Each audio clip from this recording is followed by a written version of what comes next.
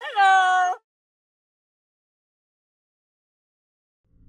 Good evening, everyone. Welcome to this week's Countdown to Whirl. I'm nearly finished the final scene there, which I'll be able to work, which means I have 2 more scenes before I release it. Maybe I might release it early. It depends on what's going on. That being said, nothing else to say. It's almost done. We'll see what happens next week. Also, all the credits are done for the most part, so we'll see where we go with that. That said, cue the opening.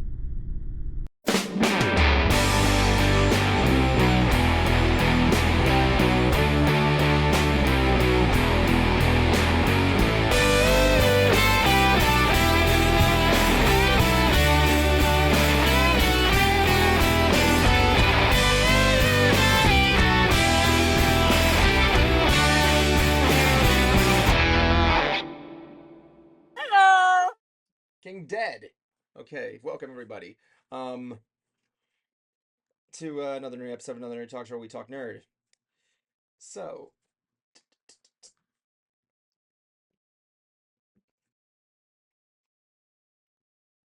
apparently Jablonski's skipping out on us again.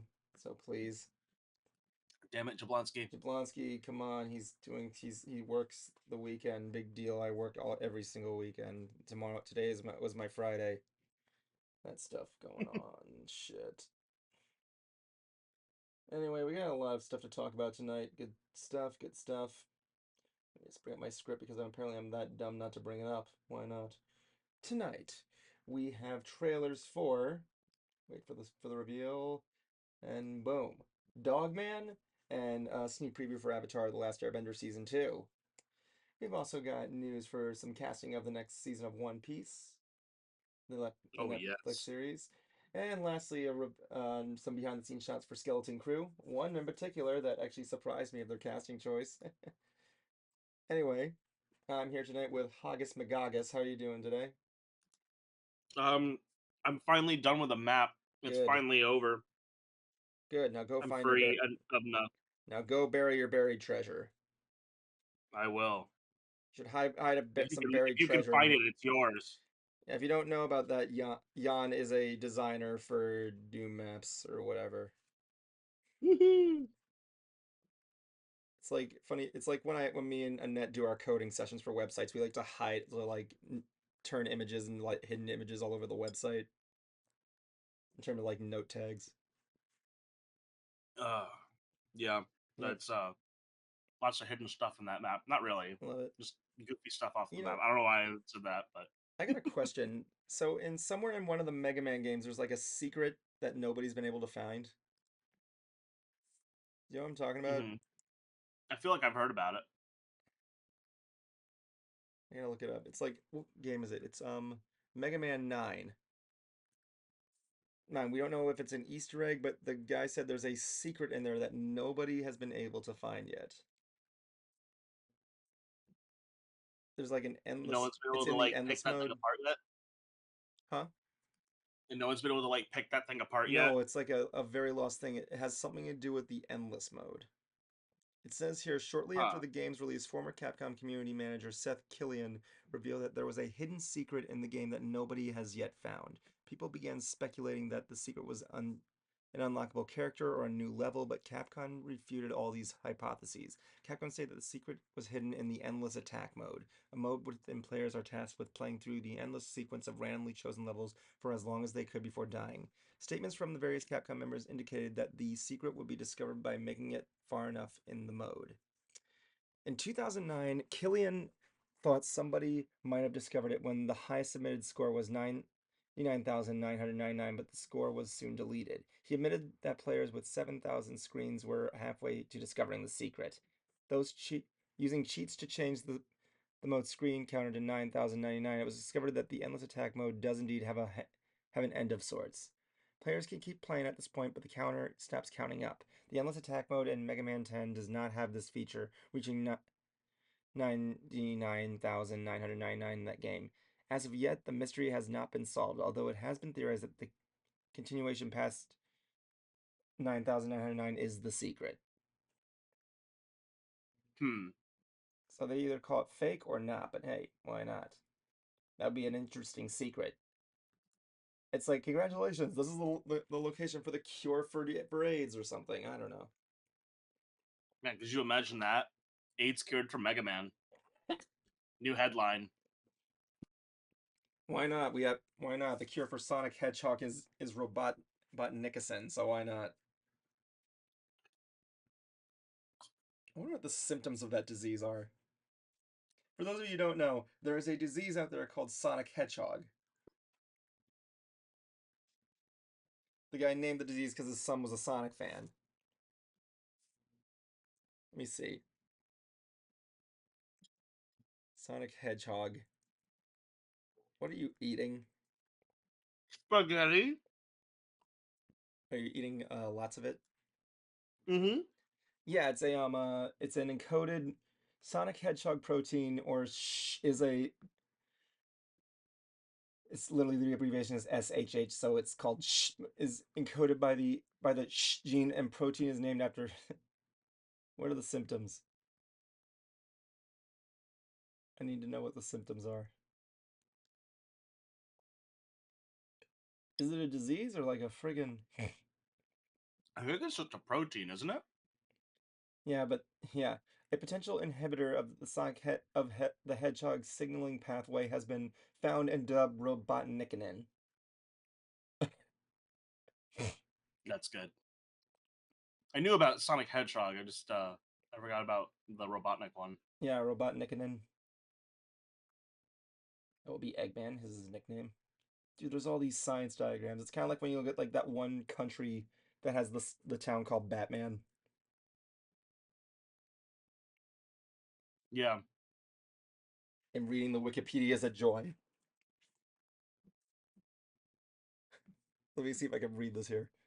Batman is a city and capital of the Batman district in the Batman province, Turkey. It lies on a plateau above sea level near the confluence of the Batman River and the Tigris, and had a Batman as population. Let me see what we got here. They're they tran they're let me see here.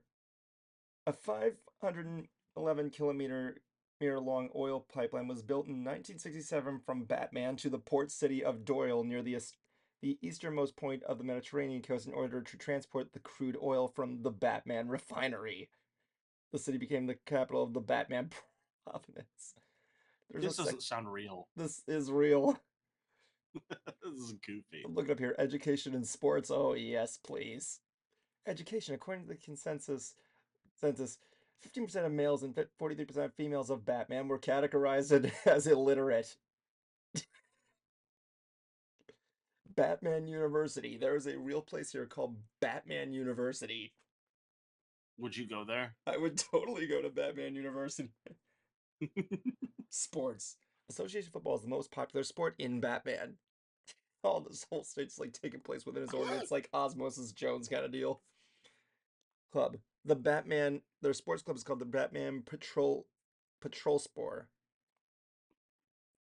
What is the name of another local football team 72 Batman Spore. There is a football stadium in Batman. Freestyle wrestlers from Batman have won national competition. Batman is connected by highways and railways from the nearby. You can't read this out loud without laughing. Batman is built on a flat Plateau.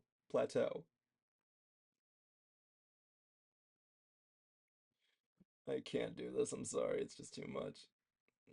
Oh, I want to know what the climate in Batman is. Summers in Batman, on average, one of the most hottest. I can't. This is getting stupid the more I say it. It's like going to Hell, Michigan. They have the best where they have the best website I've ever seen in my life. Yeah. It says you can get married in hell.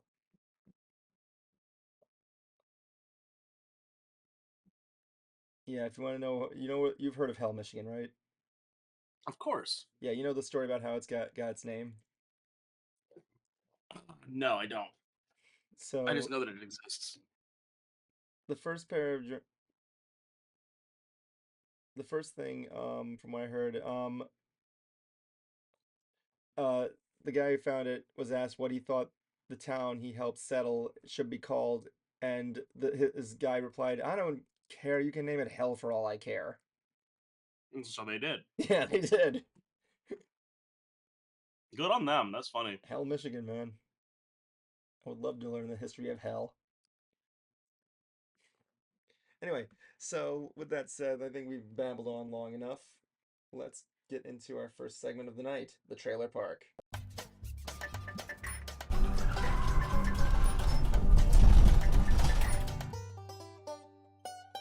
Welcome to the trailer park, everybody. We got 2 trailers for you this week. Good stuff, good stuff. I always love it. I love me some trailers. Trailers are great. I prefer the Winnebago. So I want to know, Higgins, have you, Jan, have you, ever, did you grow up reading Captain Underpants? Yeah, absolutely. Okay, so, and did you see the movie? Yeah, Yeah, it was good. that shit was good as fuck. Yeah, that was really good. It was clearly one of those movies like, yeah, you know what, they know exactly what they're doing. They're having fun with this. Yeah. I haven't seen the TV series, but, I praise the animation pretty much. Yeah, So, no, it's real nice. so growing up, I was a huge fan of the guy who made it. What was his name? Was it Dave or Dav? I can't remember. It's I think it's D-A-V, Dav. Dav Dav. Pilkey, or whatever his real I think name it's Dav. is. I don't know. It's something like that. Everyone knows it's Correct me in the Dav. comments. Hey, everybody, it's Dav. Okay, so so yeah, I remember reading, what was the other series he did? There was a comic series he made called Super Diaper Baby. I Yes. used to read that. I used to read the Dumb Bunnies, more specifically That one I didn't read. the Dumb Bunnies Easter, which is literally them just mixing holidays within the celebrating Easter. It's really That's funny. funny. It's really You fucking know, funny. the thing about how I haven't seen it, I haven't read it, but it sounds like I can make a pretty good um guess as to how it goes. So I have a very educated guess so there's another Dave Pilkey property that's coming out in movie form, no doubt. in movie form. So the movie coming out is this trailer was buzzing all over the place, and that was for Dogman. Yes, So did you ever read Dogman? I did. I did not. It was very funny. When I It's first very heard funny. when Actually, I'll wait on that. when I first heard of Dogman, I believe it was one of the comic books the two George and Harold made in the books. Hmm. It's called The Amazing Dogman. So I saw this all over the place. I'm like, isn't this a it wasn't that made by the guy who made Captain Underpants? Because it looks like the same animation style, and it still has that animation style, and it looks really good. It looks really damn good. So one thing that so I never get so you got a better knowledge of the books. You got a better knowledge of these Yeah, but books. it's been a while, so I'm still gonna be iffy. Yeah, it's fine. So here's what I got here. So I know nothing, as I said there. So the story appears to be about a. Let me see if I'm gonna guess this plot and see if I'm right, and just see if I'm right. Don't stop me. The story appears to be about a cop and his dog. While on the job, they hilariously get injured after the cop asks the dog to defuse a bomb by asking what color wire to cut. I think you know the joke. Hmm. So they get the wrong one, and the dog is left with a bad body and a good head, while the cop is left with a bad head and good body. On the prediction, on a prediction assumption that both their lives are in danger, they decide the logical solution is to take off the dog's working head and put it on the cop's working body. Medical science is Yes. amazing. Thus, they create a dog that's a cop that's half man, half dog. That is. Am I right on the money? Yeah. That's what Yep. happens in the book. That's his origin. That is the most utterly ridiculously stupid plot I've ever heard in my life, and I fucking love it. They went all the way. Like, the action looked good, the animation looked colorful and imaginative, and the story, they clearly know what they're doing. They clearly know exactly what they're supposed to be. Yeah. I also like how they brought in that one. Hell, they got the main song in the theme in the movie's trailer is harder, better, faster, stronger. Yeah. Speaking of things we were talking about before the Yeah. show, No. Did you see the trailer first of all? I did. What did you think? I liked it. I'm excited. I saw it again when I was watching Transformers One.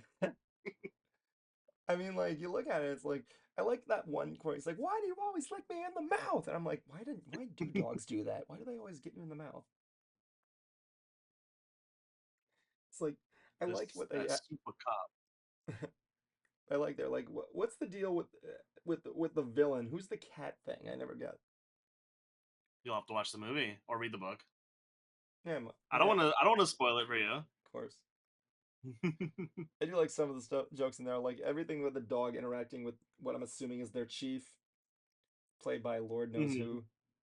Who it was just great. I liked it. I hope is revealed to be one of the comic books that the boys came up with.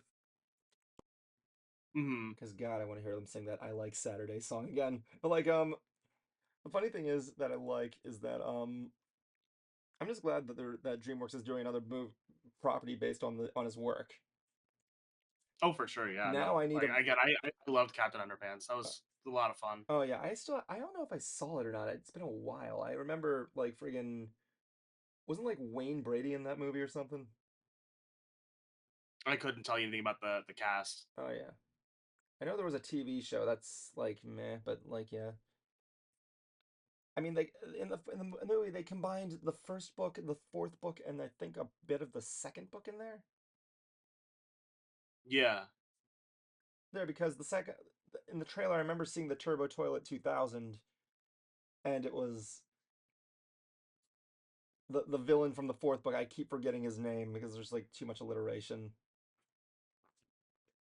Was it like Professor Poopy Pants or something? Yeah. Oh my God, his name kept constantly changing in each book. I believe. Yeah. I mean, I remember I mean, let's face it. In that fourth book, you did do his that stupid plan he had where you had to change your name with the signs. Yeah. Let me Oh, see hey, here. another bot followed me. Nice. Get out of here. So let me see here. Let me see if I can get your names here. So I'm gonna see if I can get your name in here. So let's see what I can do here. So what was your? So let's go here. Use the first letter of your first name to determine your new first name. So it's E. And let me see here. Let me see the other ones here. This guy looks like friggin' Dr. Wily if he had like a weird like doubled perm. I always thought that Harold was a fucking girl this whole time. I'm not even lying. Second, use the first letter of your last name to determine the first half of your new last name. That would be H. And the last letter of your last name for the new second half of your last name. That would be S. Congratulations! I have a new fucking name for you on Discord. Your new Oh, name what is it? your new name is is it's Krusty Wa is Krusty I have to find the S real quick. Oh, fuck it. Krusty Waffle Fanny. Yeah, Krusty Waffle Krusty Fanny. Waffle That's Fanny. me. Oh my God, what's mine? I guess since I have the same first name, it would be Krusty. So Krusty. Yeah, for all the viewers at home, my real name is X Walker Hex Walkers. So that's how it works. Yeah, exactly. My name is Krusty Toilet Lips. I'm gonna do one for Cruiser. Cruiser's name is um. Let's see here.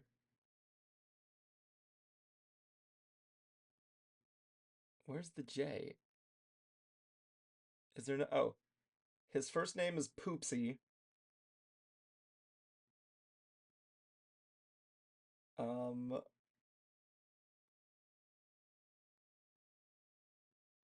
I think it's Poopsie Pizza Buns.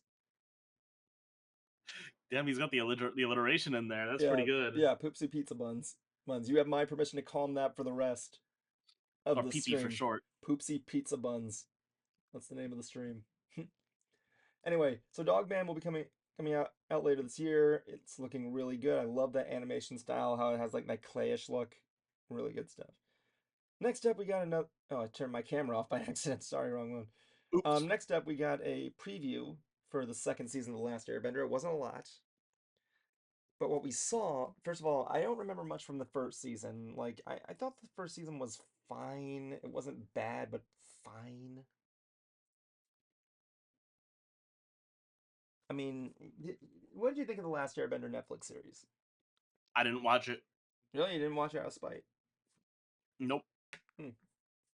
I heard I haven't it's even seen the original show. really I haven't. original show's a masterpiece. I've been meaning to get around to it for years, and I just haven't yet. I mean, it was made by the guy who made Clone Wars, so yeah, Dave Filoni. Yeah, just never got around to it. But yeah, it's a masterpiece of a series, honestly. But yeah, the second season came out and they revealed Toph by showing us a picture of her feet doing Of earthbending. course. Of course. I don't know. That much I do know because like I saw someone talk about it and then I saw a picture of some feet and I'm like, it's gotta be tough. Of course, it's Toph. She feels she can only see through her feet. Sorry, it's a really funny sentence. Well, that's what. Well, yeah, that's what she is. She's blind and she can't. She I can. know, I know she's blind, but My eyes are hurting thinking about that sentence. you have to walk on your eyes like Yep, that one Aqua Teen that's bit. gonna be the stream's name. It was Poopsie Pizza buns, and the theme and the description will be he sees through his feet. Yeah, it's like that one Aqua Teen bit where they have to replace Carl's body and they give him a body that's just made of eyes. Oh my God, him having to I felt every amount of pain he had during that. Dude, if you want to talk Aqua Teen Hunger Force, me and Cruiser are all over it. Oh yeah. I mean, we've interviewed Carrie Means like 3 times. And when I met Dana Schneider at this convention with Bruce, I almost fainted. But like, I considered meeting him. Like I think he was at MegaCon that one year and I considered meeting him there, but I didn't have the time. I wish I did in retrospect because like my friend who is no longer with us would have loved to have heard something from him. And I would have gotten something for him. what the, I was looking at the side here. One of the at the name change chart. If your name begins with the letter W, your name is Oprah. That's funny. Anyway, so like, the funny thing is that like, but yeah, like it's an interesting series. I'm waiting to see what it is. Oh man, I'm looking at the at number 3, and one of the names is if your name also ends with a W, it'll your the second half of your name is Squirt. So I'm trying to see what I can make the there it is. So if your name begins with a V and ends with W, your name is Oprah Pickle Squirt.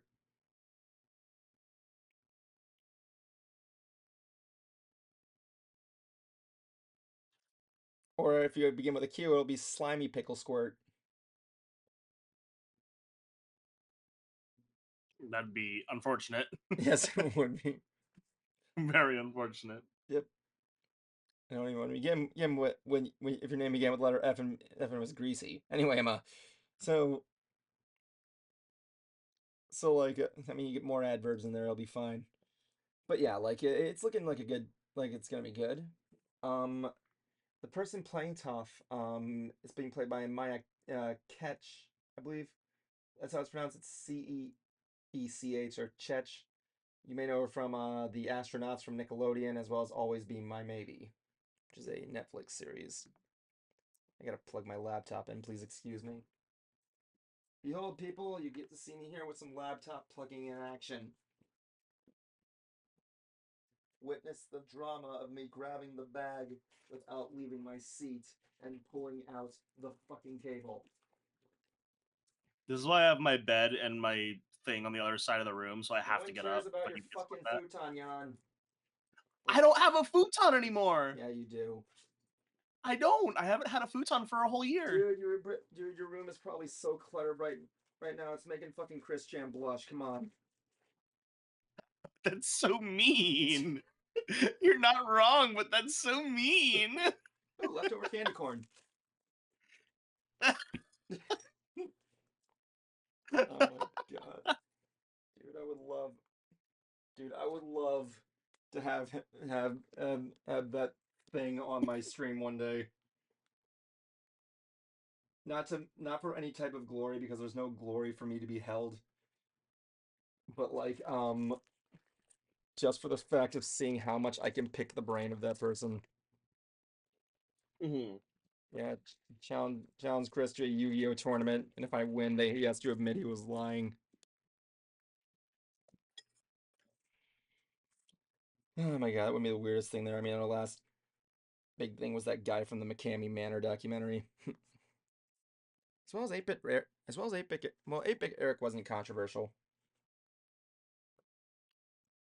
I don't know if you're familiar with him. Nope. His candy corn is delicious. He's like a game commentator slash critic. Anyway,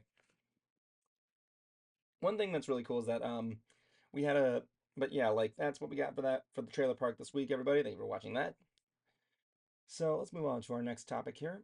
Um, you're familiar with Skeleton Crew, right? That new upcoming Star Wars film or series. Nope. So there's a new series coming out for Disney Plus on Star Wars. It's called Skeleton Crew. You ever seen the I hope Goonies? it's good this time. Yeah. It's basically the Star Wars Goonies. Okay. I just hope it's good because, like, I don't know, like a lot of the stuff they've been put up for Star Wars recently, it hasn't been catching my attention. Really, you didn't see Acolyte? It's not even the Acolyte. Like, a lot of composition, like shot composition in Star Wars as of late has been really flat to me. Ever since, like, looking at things like Ahsoka, it looked very flat. Really, Ahsoka was fan. And Everybody loved Ahsoka, from what I heard. no, I heard like the show was good. I'm talking about purely like visually. I just I Hmm. don't know. I think they're skimping out on the visuals. Hmm. I remember seeing Obi-Wan and seeing like some of the flashback scenes, and I'm like, what did they do to like Coruscant? Well, no, that was just a training part of the temple. That was like one of the temple gardens. But when you see the background, like Coruscant is supposed to be moving, like it has all this shit going on in the movies, and they just kind of made a. It looks like they painted a wall with what Coruscant looks like with no cars. They kind of did with they gave more movement in Acolyte. I'll give them that. Well, that's good. Like people are really suggesting there was foul play in the things of Acolyte. The theory is that people were that freaking conservatives were really pissed off about it being marketed as the gayest Star Wars ever. I'm like, there really wasn't anything gay about it, but okay. And even then, who cares if Star Wars is gay? Star Wars is gay. I Yeah, don't care if Star Wars is gay or not. Who Star Wars. cares? It's They're in like space. They've got bigger issues. here's the thing, like when you know how they made Lando Calrissian like pansexual. Yeah, So dude's in like space. He'll fuck anything that moves. exactly, that's what he said. Cruiser got pissed off, and I'm like, I looked up what Donald Glover, who was the best Lando in my opinion. Love you, Billy D, but you know he was a good secondary. About what he said to, he's like, first of all, I didn't care. Second of all, how can you not be pansexual in space? There's like so many things That's up. what I'm There's like saying. so many things up there you can have sex with. That's what I'm I saying. said that to Cruiser. He's like, Evan, I'm going to give you this one. Just whatever. I'm like, You checking me. can't be in space and be that like pick and choosy. I know. I mean, how many people have wanted to bang the Twi'leks? That's a good point. I thought Twi'leks were really hot, honestly. I mean, come on, But Kanan. like, I mean, look at Kanan. He totally got some action. I'm like, I want to be that that's guy. true. I want to be that guy, man. Yeah, God, I can't But wait for like, I can't wait yeah, for no, that it's I can't wait for that one quote to be to blow up in my face later in life. That's my fear. Like my fear is that like most of my project will like come back to me and like bite me in the ass. who cares? You know, it's like imagine I get higher up on Disney and they're like, "Oh, he said this." And I'm like, "Yeah, I did. I'm kind of an idiot. I don't really mean stuff half the time. I'm just making it for entertainment." I mean, one of my most regrettable lines I ever did was that line I say in Mystery Brony Theater. Oh, hey, look, it's Cruiser. Who's it? Who's there? Yeah, what's up, guys? Oh man, you look like We you were got just back. talking about you. We just mentioned you. Hi. Yeah, yeah, you look like you just got back from a con, man. What happened to you? It was, yeah. Yeah. We were just talking about how I was just telling Jan here about how I changed your mind about Lando Calrissian being pansexual about what Donnell Glover said, and you must be saying, "Oh right, and I'm giving you this one." Oh, it was funny. Anyway, so Okay, I'm now let just me ask saying. you this, though. Yeah. If he had the choice between the real thing and not, what do you think he would choose? wait, and Well, I wait, mean, what? for him, everything's the real thing. No, it's not. That's his It's world. real flesh, pussy, and a robot. Okay, but like, what? Who cares? Like for like, it could. But That's okay, I shouldn't. fine. I shouldn't say who cares, but like, real flesh pussy isn't like just human for him, and Cruiser, I'm also just like gonna it be could. kind of upfront on this. I worked There, with there hit. he could copulate with a species where the males have the pussy, Cruiser, I'm just gonna be giving you a He fair. wouldn't. or they just don't care about gender because they're in space and they're probably Cruiser, beyond Doubt it. that. Cruiser, I'm gonna I give you doubt it. Cruiser. I'm going to give you a fair warning here. I've worked with Jan here in Mystery Brony Theater. If you can, it's almost impossible to win a debate against him. Not because of him being right or Evan, wrong. Evan, you scream and run at any sight of No, confrontation. no, no. You're not exactly. You didn't even Yeah. let me finish.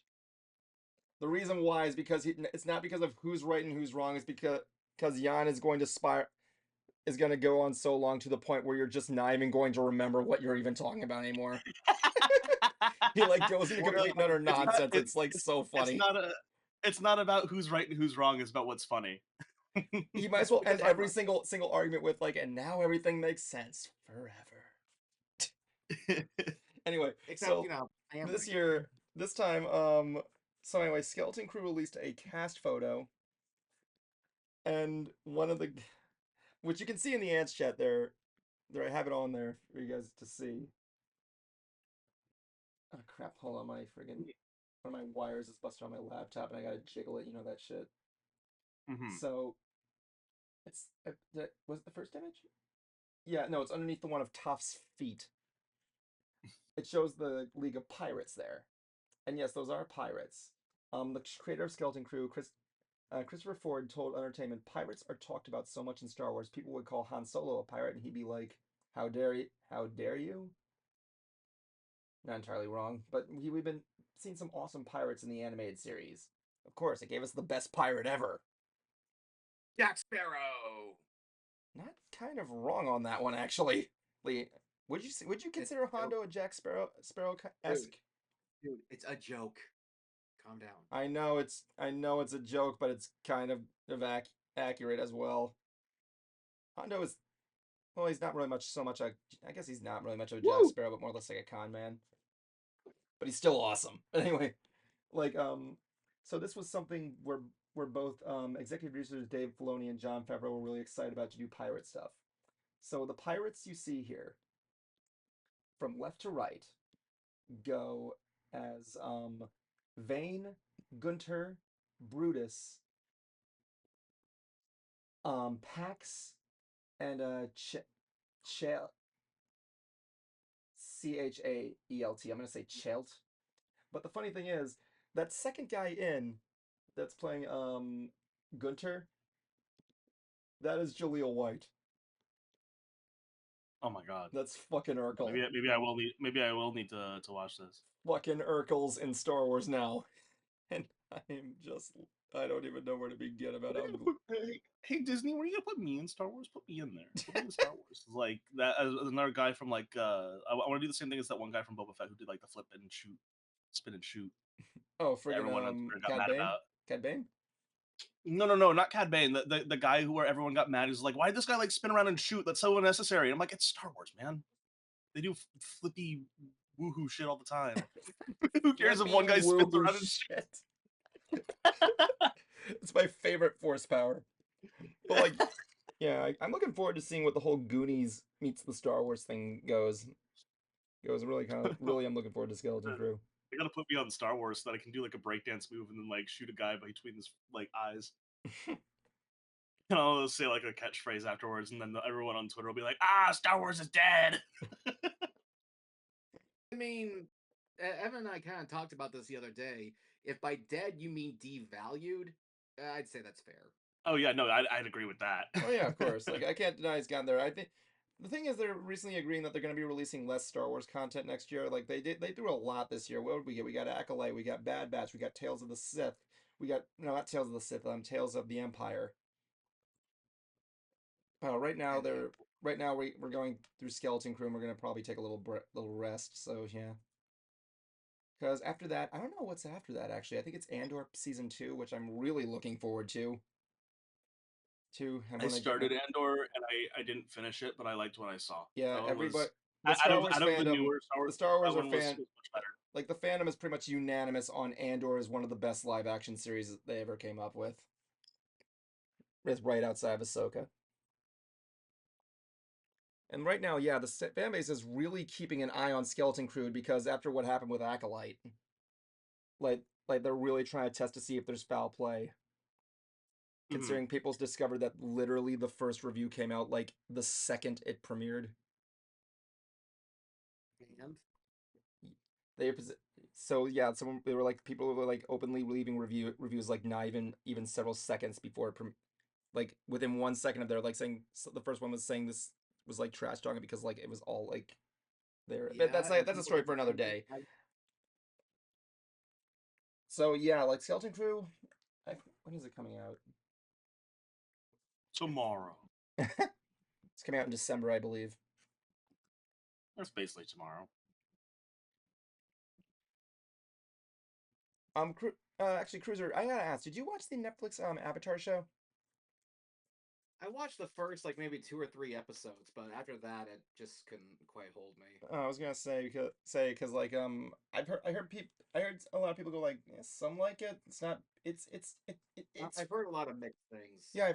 I've heard people basically kind of unanimously say like it's fine. It's a show. Like it does the job, I guess you could is one way of putting it. I could put it that way.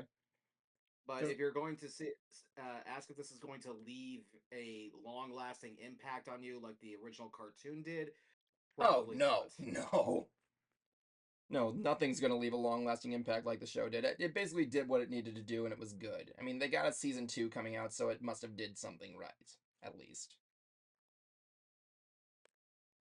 They just revealed, if you don't know, they had a season 2 teaser trailer that was released of Toph, where they showed her feet used to do earthbending. Is that what the picture was in Yeah. the ants chat? Yeah, that's Toph's feet. So I just know there's gonna be some guy. Yeah. Insert the joke here, the pedophile joke deal. Pedophile? No, dude. No. I hate to say The it, other that one. is the official term. Not pedophilia, dude. No, padophilia. Oh my god. No, I Yep. see the joke. I'm sorry, that is Oh my god. that is the official designated term for it. No, I Yep. refuse to call it that. Mhm. Just no, for my own personal sanity, I'm not going to call it that. Okay, what are you Just gonna? kind of like how, All right, come up with a new like word for a cruiser. We'll use it here. kind of like how people would use the. No. I prefer to use. Hold on, let me talk. Fine. Jesus. Kind of like how people would say, pianist to refer to pianist. No, I'm sticking with pianist. No, I'm not saying pianist. All right, what do you want to that label then? Now. Podophilia. Podophilia. What is it? Yeah, Like it's a podiatry. I get it. That's pretty I good. get it. I understand. Maybe that is the term for it. Let me see. What is the term for a person with a foot fetish? A foot fetishist. A foot fetishism, also known as foot partialism or podophilia. Okay, so I was close. Yeah, that was pretty close. Yeah, I said padophilia, not podophilia. So that was pretty close. Yeah, podophilia. You're right. You didn't even and you were right. You didn't even know. I've had that happen a couple of times. I know, right? I love when that happens. Anyway, next thing of news today is the announcements for the second season of One Piece made some casting announcements this week. I'm going to be going down each one. These are the new cast and characters that are going to play. We've got Joe Mangan. I apologize if I always botch names wrong. Joe Manganiello, Janelia, Manganiella, Joe Manganiella, who you know as Deathstroke from the Snyder's DC verse. He also played Flash Thompson in the original Sam Raimi Spider-Man movies. Okay. He will be playing Crocodile. Oh yeah, no, I saw that guy. I saw a picture of him with like a dog, and it was perfect. Nice. That one cover story with Crocodile holding the umbrella over the dog. It was perfect. Yeah, man.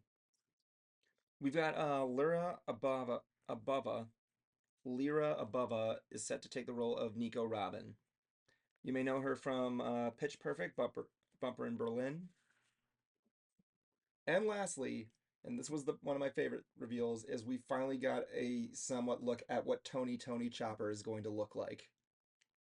Like, it's in the ants chat there, and so far I'm excited. Wasn't really quite what I was expecting, though. And first of all, yeah, I knew he was going to be... Let me rephrase that. I knew he was going to most likely be CG. Is he watching One Piece in the background? Don't know, but it looks like he has Toon Critic's hat.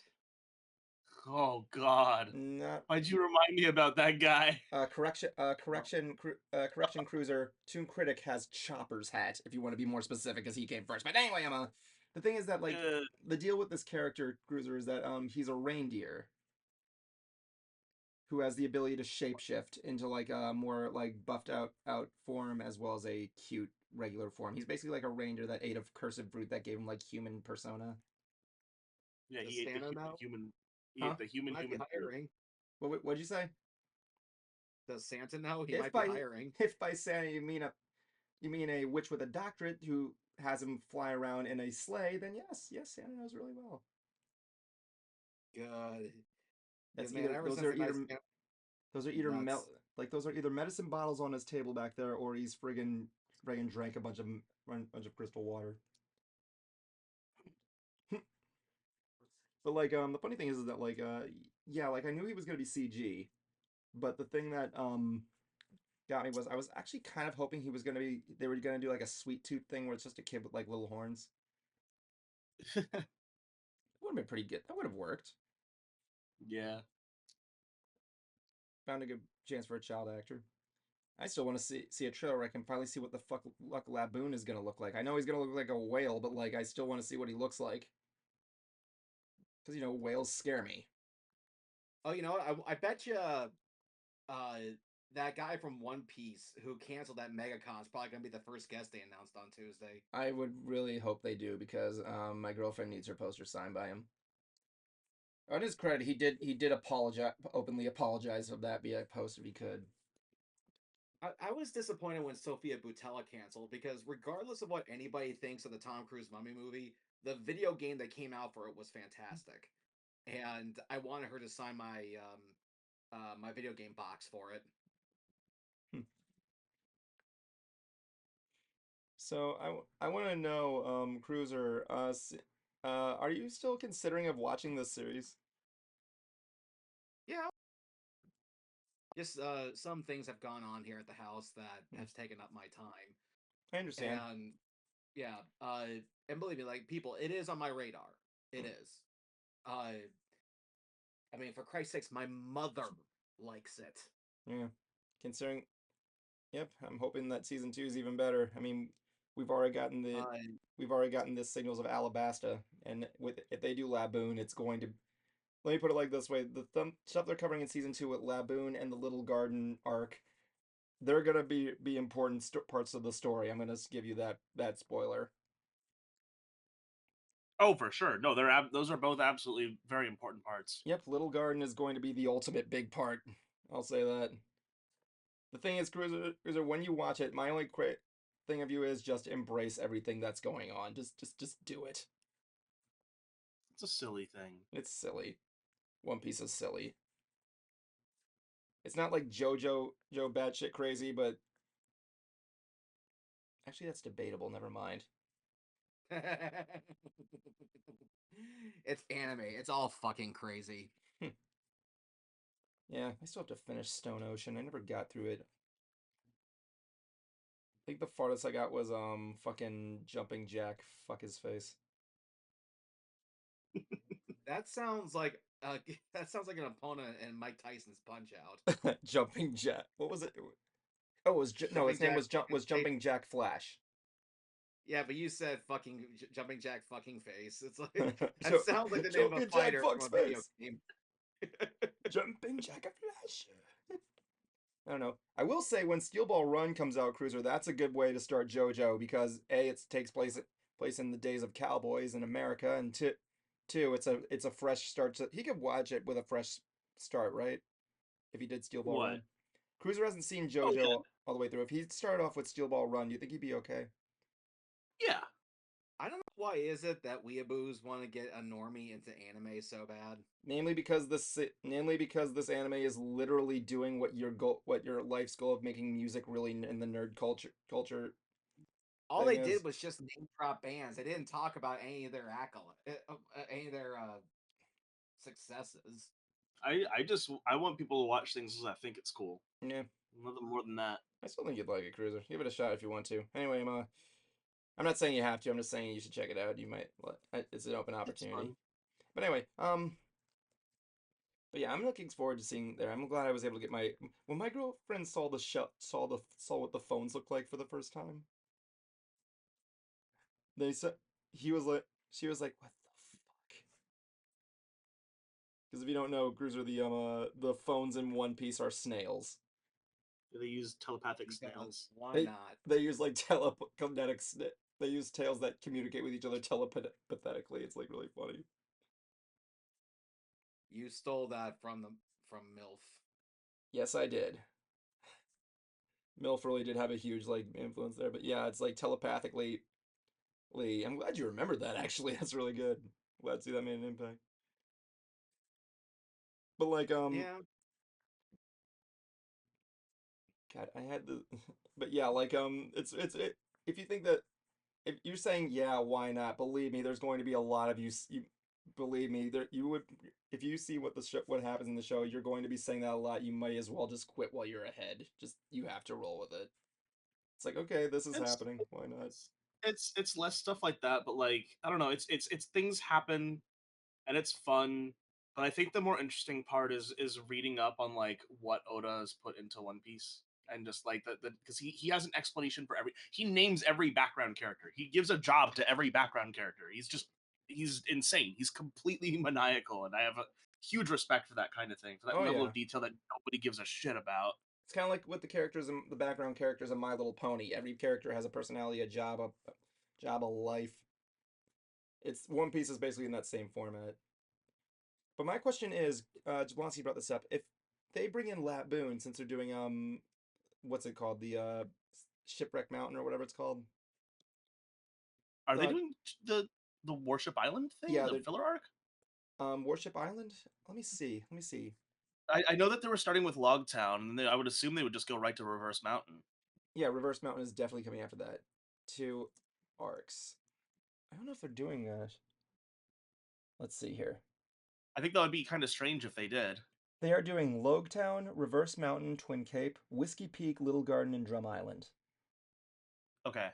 I was about to say, there's no way they can fucking cram in everything that happens in Alabasta. Yeah, no, Alabasta is absolutely season 3. No They chance already of doing teased it. Smoker, so yeah. Well, yeah, because he's in Logtown. Yeah. I didn't like how they didn't do they didn't do anything to Alvita where they gave her the slip fruit powers. Yet. Yeah, she's still fat. She was that was the one criticism I had with season 1. The acting is not that good. Even Alvita, I'm like, I remember Alvita being this loud Queen of Hearts-esque character, and this one she's just eh. I think there's still a chance for Slip Fruit Elvita to show up because I, we didn't really see her like that until like just before Logtown. I know, well, no, it was right at Logtown. That was the second I time we mean, saw same her. thing. And I want to see her. She looks sexy.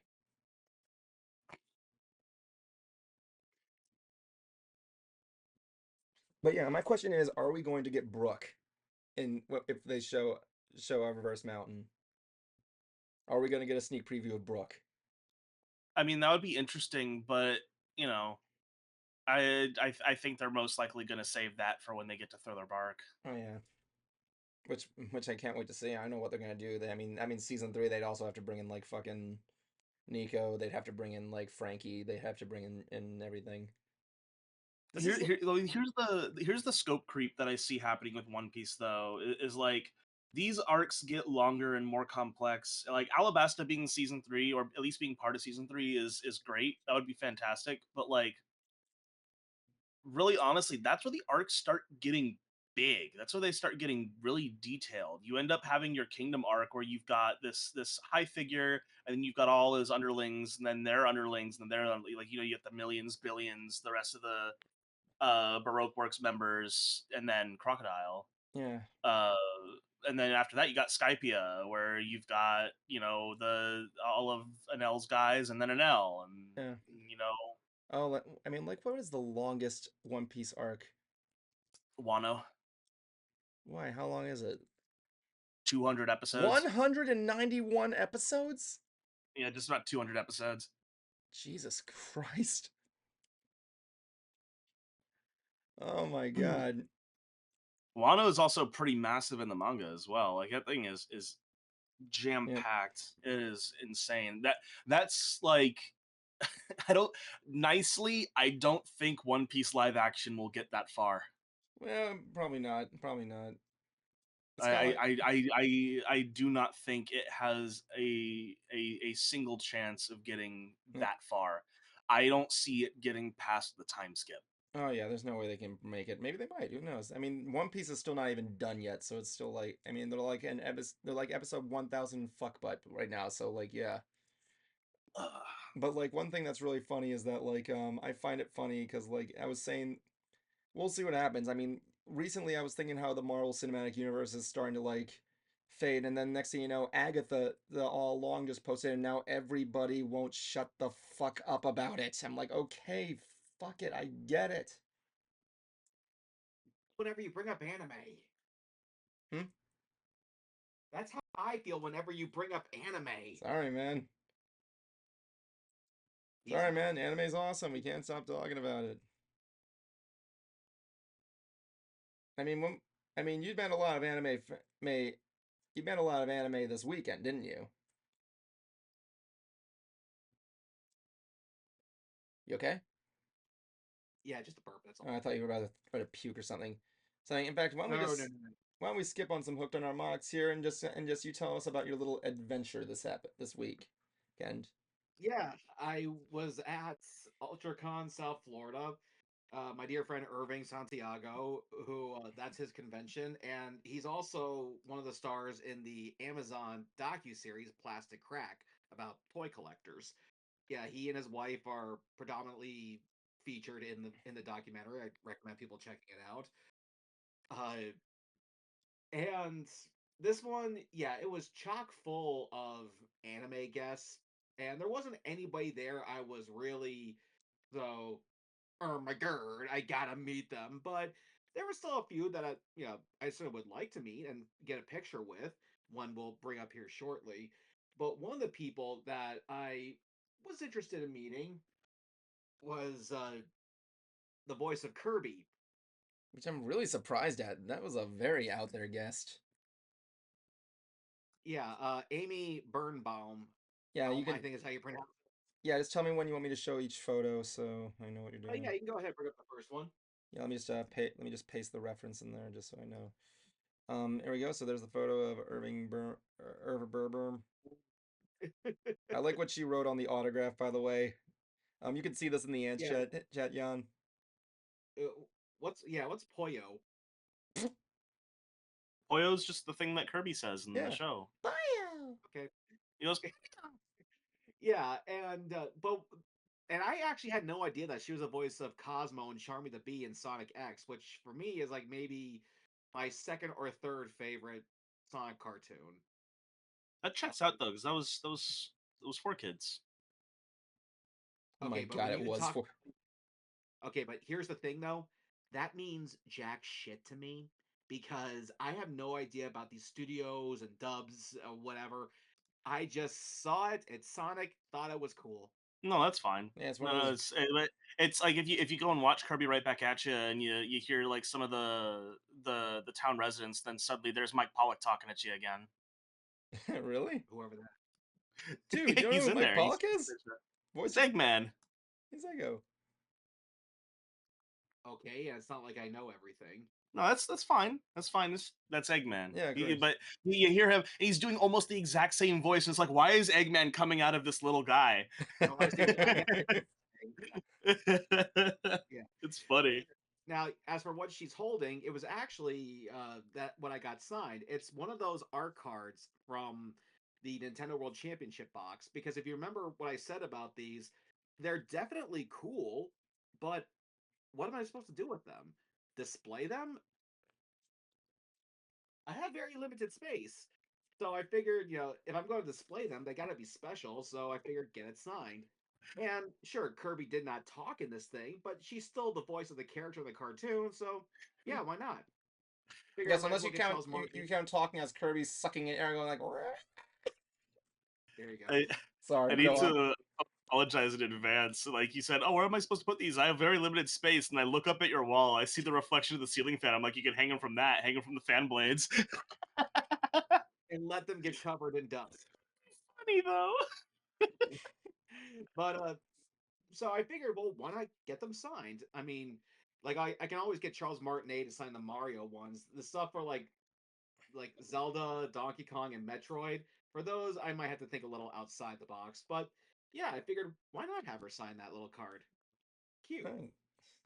Yeah, I mean Nintendo, especially during the NES days, always had really cute box art for their games, even in the black box era because it was so new at the time. Yeah. So yeah, it was a real treat meeting her, and I was even telling her like I figured, yeah, why not get these things signed by you guys? And she absolutely loved it. She's a real gem, real sweetheart, real pleasant to talk to. Oh, I yeah. liked it. You Yeah. actually messaged me. You actually messaged me saying like, I got these. What should I get her to sign? I'm like, go with the cards. You said you Yeah, were gonna choose them regardless, but you still asked for my opinion. I'm like, well, no, I wanted a second opinion just because I mean, there's a yeah, of lot of course. stuff that came in this thing. Like part of me actually thought maybe it'd be kind of cool to have her sign, the Nintendo cartridge. Obviously it's display only; it's not real. Yeah. But but the art cards, art is really meant to be displayed. So Yeah. it made sense to go with the art cards. Matter of fact, if you look at the second photo, you can actually see it. Yeah, I That's a displayed it way. twice. I'll show it again just to. Yeah, that's a way better picture than me trying to hold it up to the camera. Mhm. Yeah, so I was glad I did that. And the second one, how should I put it? Mastodon. Yeah, good old Walter. Yeah, I've been wanting to get him because Evan got me his autograph at another con. It was one that you and Bruce went to. Yeah, that was Tupelo. I thought you met him before, didn't you meet Walter before? I met him, but I could not afford a photo because this is one of the things that he does that I really don't get. Is that whenever you go to a con, normally an autograph costs more because you can resell it. Granted, the amount you'll get back is subjective because autographs don't have a set value price, but still, you can sell that. A selfie, you can't, but for some reason, he charges the same for both. That makes absolutely no sense to No, me. it does not. No. And look, Walter, I love you. It was a pleasure finally getting this picture. I don't regret spending money on it, but 60 for an autograph and 60 for a selfie just does not make any sense to me. There wasn't even a combo or anything like that? Oh, he had a combo, but yeah, I had a very limited budget, so I figured it was probably best to just stick with this Yeah, because of course. like I said, I already had his autograph. I just wanted the photo to go with it. Yeah. Yeah, and I really like though whenever the Power Ranger actors, have all like these custom things that they have. Like if you look down here at his table, you can actually see that he has like Mastodon coins, Yeah, let me see if which I I thought can. was cool. Yeah, let me see if I can zoom in there. What have went up and said, "Ah, Walter, I loved you in Rap City Street Kids." I didn't bring up that, but I did bring up a Nickelodeon show he did called Space Cases. Oh, I heard of that show. I never saw it, but I've heard of it. I don't know Yeah, the it whole was like gist. Star Trek for kids. Nice. And because the one thing I asked, and like the set is cool, it really is. And one of the things though is that they had these tubes that you would jump through, and it was supposed to take you to another room on the ship. Now, obviously, that's how it's supposed to play out in the show. But I asked him, where do those things actually take you? Is it just a dead end?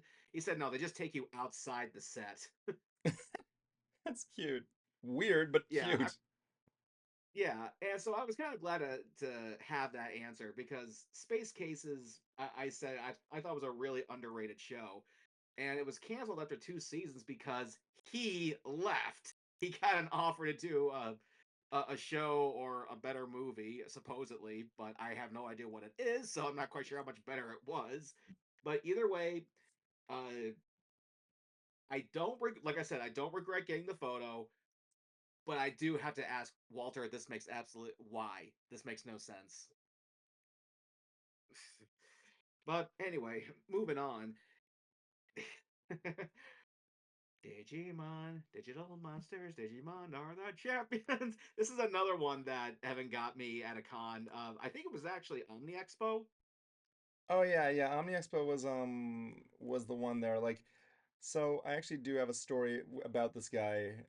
I apologize Oh if yeah, I'm tell butting me, in your story again. I really hate that I keep doing this, but I just want to give a story here. Go ahead. Bruce and let me just take over for a quick moment here. So Bruce and I were at Omni Expo, and yeah, the guy who voices Ty was there. What was his name again? It was With Seth. Joshua Seth. So me and Bruce did a panel, right? Mm-hmm. And we left, and it was he was doing the next one. So we're going back to his booth. And next thing you know, one of my friends, you remember my old friend Mari, the girl who was blind? Yes. Her husband's running up to me saying, "Evan, you left this on the desk." I'm like, "Oh, thanks." He's like, "Yeah, Joshua Seth found it, and was asking who this was." He's like, "Oh, that's my friend." He's like, "Yeah, I wonder how many selfies I can take with this thing." So I have an album here of 8 pictures that Joshua Seth took. So I can put it right here for you guys to see of that day at Omni Expo when he took my camera. He gave me a selfie for free and just took random shots of the con and everything on the booth. Not too bad. I like the shot on the microphone. It's actually pretty well done. Anyway, yeah, I just thought I wanted to share that story. Sorry if I'm interrupting you again. Please go again. And I for this I wanted to get a picture too, but his combo price was a lot cheaper than it was for Walter. So I figured, you know what? Yeah, let's go ahead and get that because what I he had this really great picture, which is the next photo I have up there Hmm. that I thought was absolutely cool. And I figured, you know what? Yeah, get the combo and get this one because I thought this picture just looked fantastic.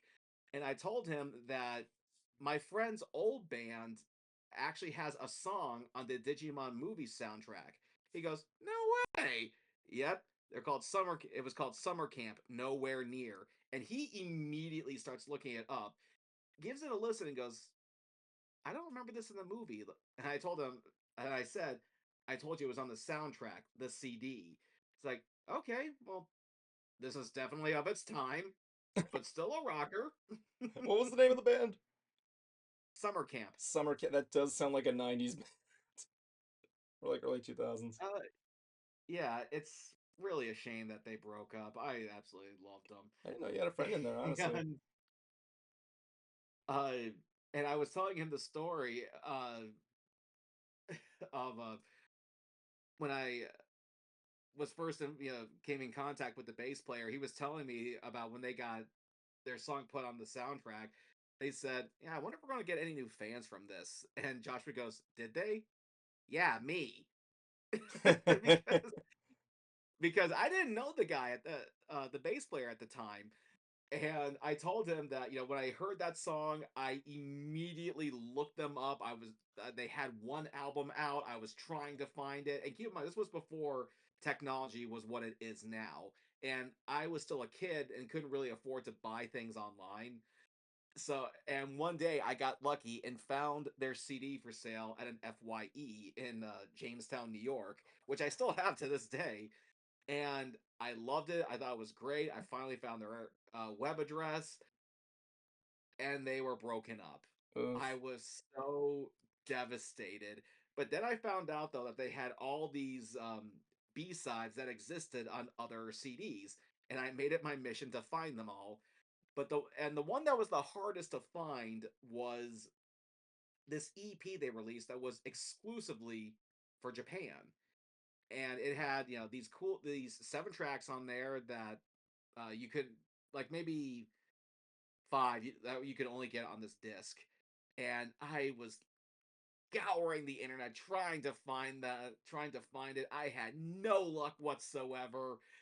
And then one day while I was on vacation, it popped up for sale on eBay for like $10. And someone had already placed a bid on it. And I placed, a higher bid, and I sent the other bidder a message saying, "Look, if you win this, can you make a copy of it for me? Because I just wanted to hear this so bad." And then I finally get home from vacation, and there's an email waiting for me from the bass player going, "Someone still listens to us?" And told him the whole story, and that's how he and I became friends. That's really cool, man. That's pretty Yeah, go Cruiser, you figure. make friends with random people. Like I said, like I'm surprised, but at this point, I really feel like I shouldn't. But yeah. Anyway, wait, go Shouldn't. on with the con story. Go on. And then I also found out that Joshua Seth is a magician. Go figure. No kidding. Yeah, he is a what he calls a mentalist. And I go, really? I'm a magician too. Watch, I will read your mind.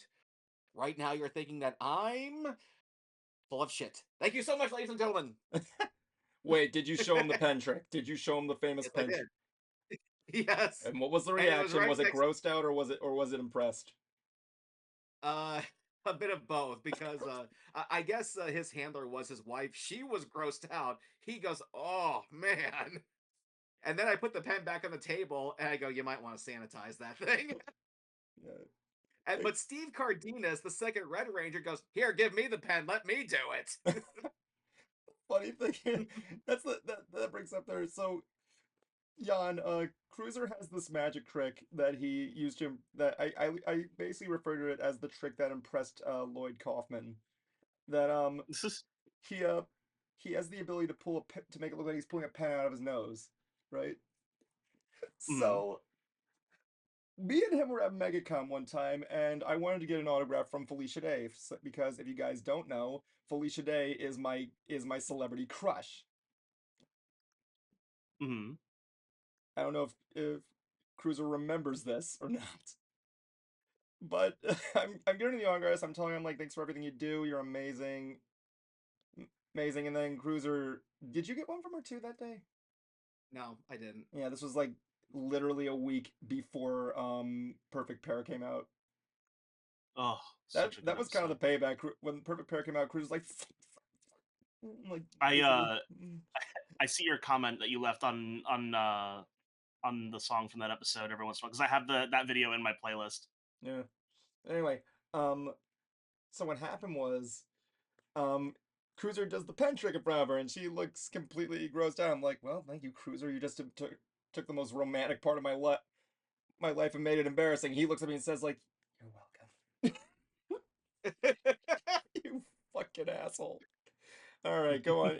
Continue what happened next. I got picture number 7. Yeah, so I absolutely love this picture. I'm gonna put it, right next to Oh wait, hold up him. again. I want to try something. Hold up again.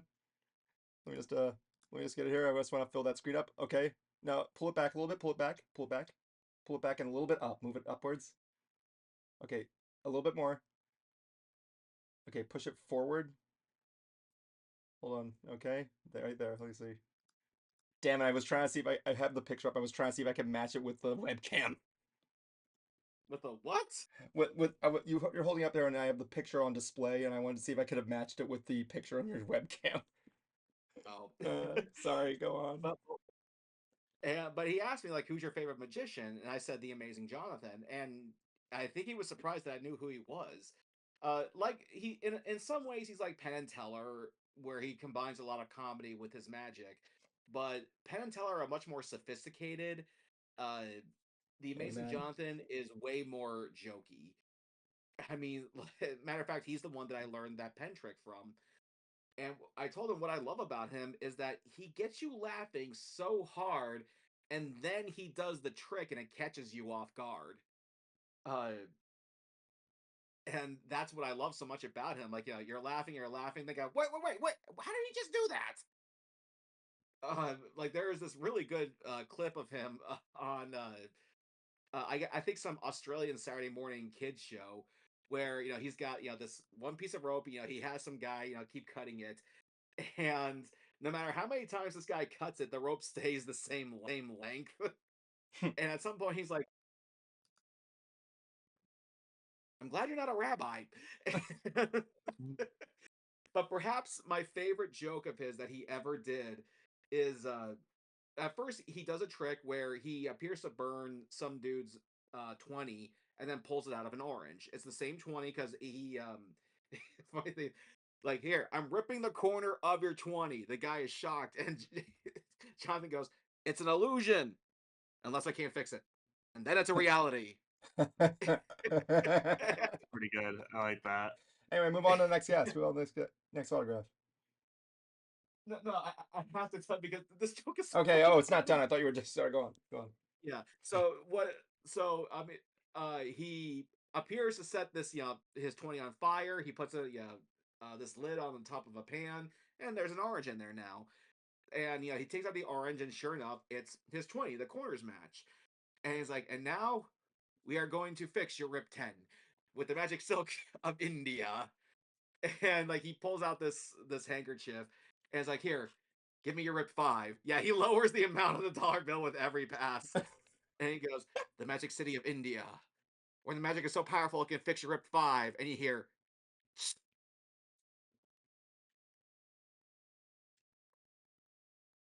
sometimes magic sounds like tape.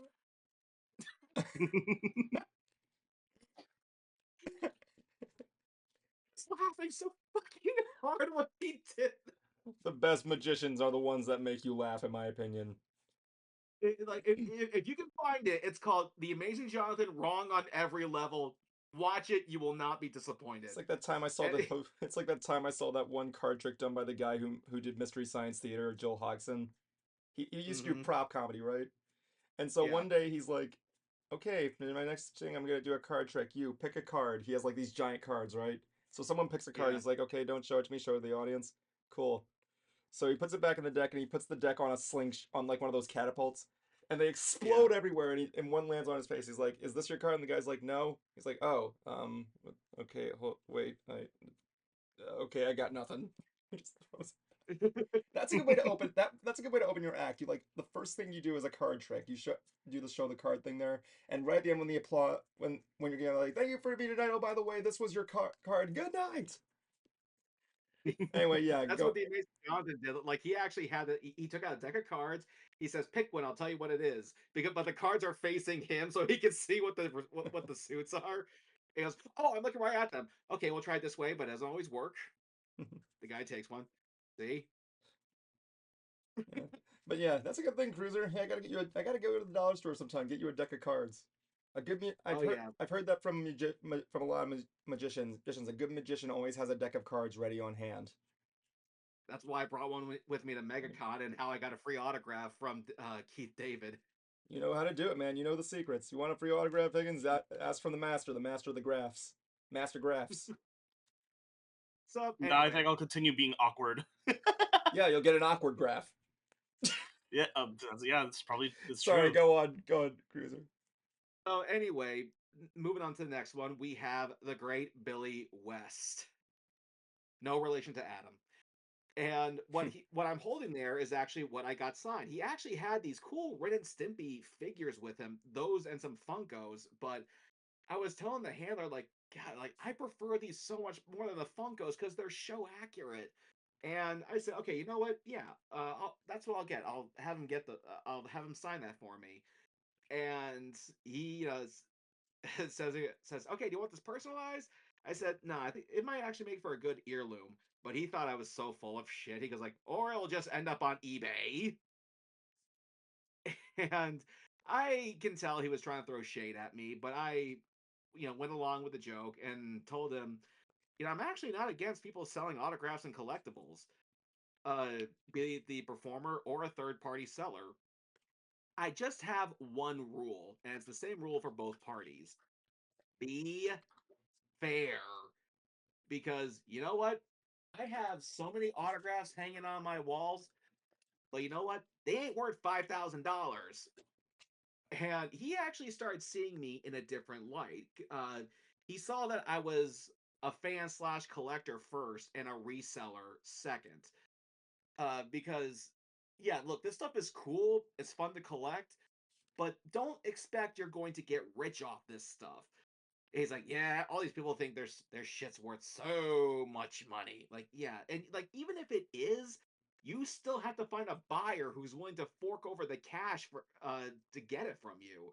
It's one of the reasons why uh owning the original Nintendo World Championship cartridges has got to be a blessing and a curse.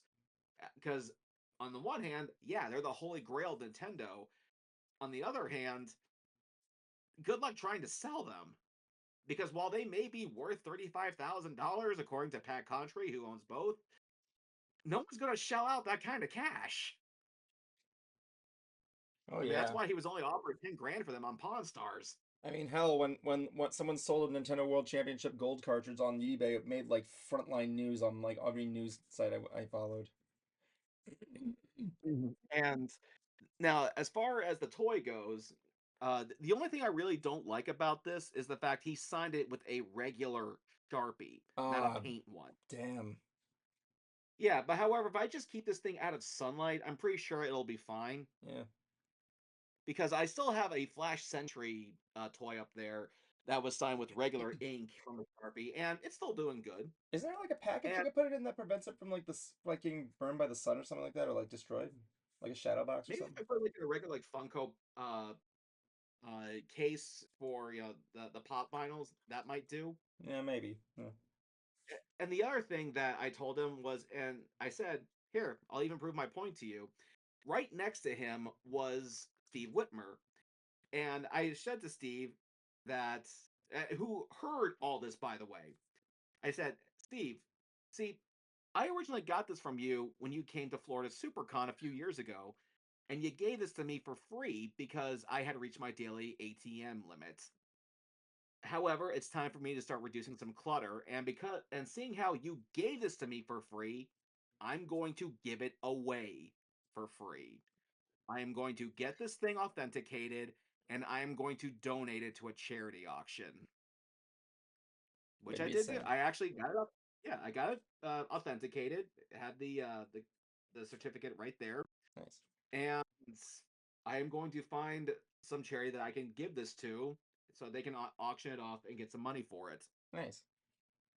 Yeah, uh, yeah. I even remember when his handler gave that to me. He said, "You just gotta promise me you're gonna do something. You gotta promise me you're gonna pay it forward." Well, how's that for you? Very nice.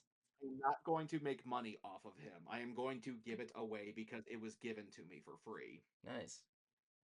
But she really appreciated that. Yep. And so, and again, I think they were starting to at least see me in a different light. That I'm not trying to get rich off these people, because even if, like, say, if Billy West dies and I were to sell these toys, I can see myself getting maybe 150 or 200 for this. A pretty penny, but not, rolling in the Benjamins here. But and then I decided to move over to Kevin Clash, who was the voice and puppeteer of Elmo, and I told him, I have a story that I need Is to this tell you. is this one of the photos? No, Okay, I no, didn't know. yeah. Yeah, I have a story that I need to tell you. Now, my friend Darian is black too. This is going to come into play because, for those who don't know, Kevin Clash is black. I said, okay, I'm trying to convince my friend Darian to come to this thing.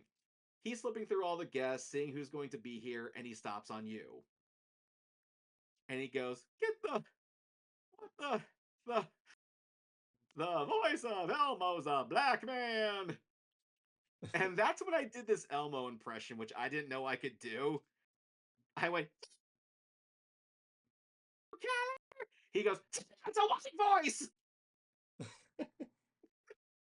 What did he And say? I'm oh, sorry. It's sorry. I'm timed out. What did he say? he said, see, that's a white voice. Oh dear Lord, they love that so much. He was And cool that, about it, and then wasn't he? yeah, and then I said, and now the aftermath. Because believe it or not, I told you the story last year, but now you got to hear what happened afterwards. Oh I just yes. had to remind you. So fast forward now. It's 2 days later, and I bump into him at work. I tell him what happens, and he gets a big chuckle out of it. He especially loved what his handler said because his handler put his hands on Kevin and went, "You're black." My friend Darian has a big laugh over that. And I say to him, dude, after that, I was just waiting for you to say, next thing you're gonna tell me, Bart Simpson's played by a woman.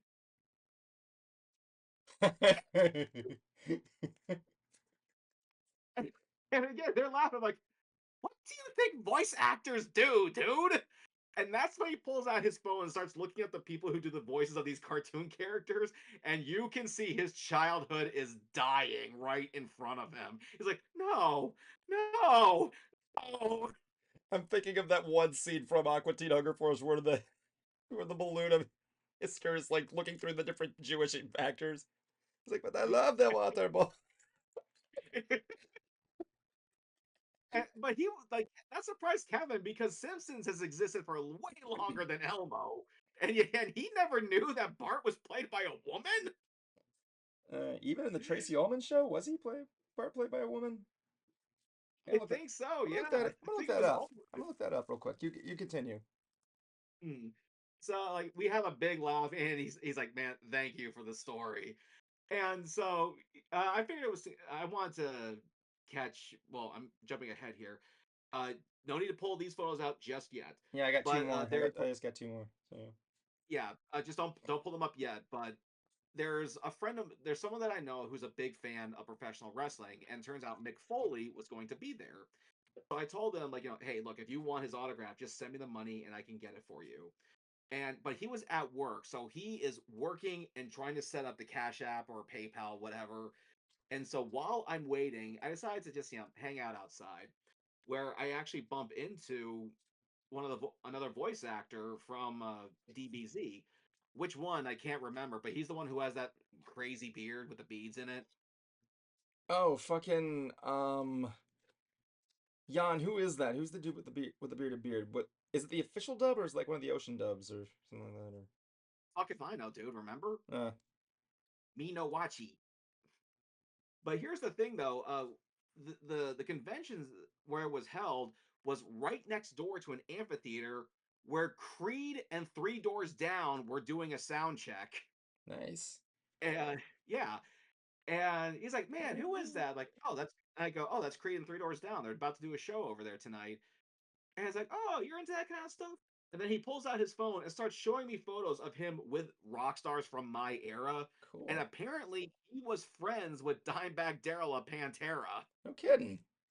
Yeah, and he knew him up until he died. And he said Dime was the kind of guy who really considered you a Hmm. friend because the reason why he liked this voice actor is because he didn't know anything about Pantera. He didn't really ask him about anything about what he does. They just hung out. That Hmm. was it. And when he died, he was invited to the funeral, and he was just crying in his car. And he gets a text message from Dime's girlfriend, and he said, "Where are you? The funeral's on hold for you, dude." He was the last guy to show up in there. They held it for him. That was So nice. yeah, he didn't think Dime saw him that Hmm. way, but yeah, he did. Yeah. Uh, and like he's like showing me photos of him with like the guys of Mudvayne and Stain. I'm like, you son of a bitch, man, that is wicked. And then two more guests come out.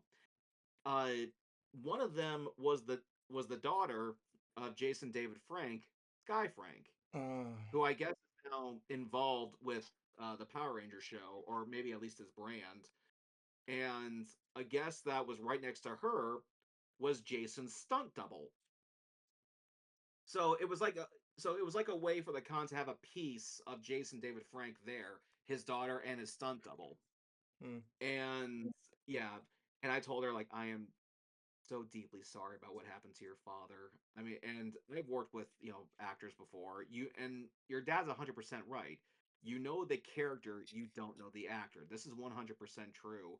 But man, everybody saw him as just this beacon of light and hope. Like even when he was doing, his con appearances, everyone saw him that way.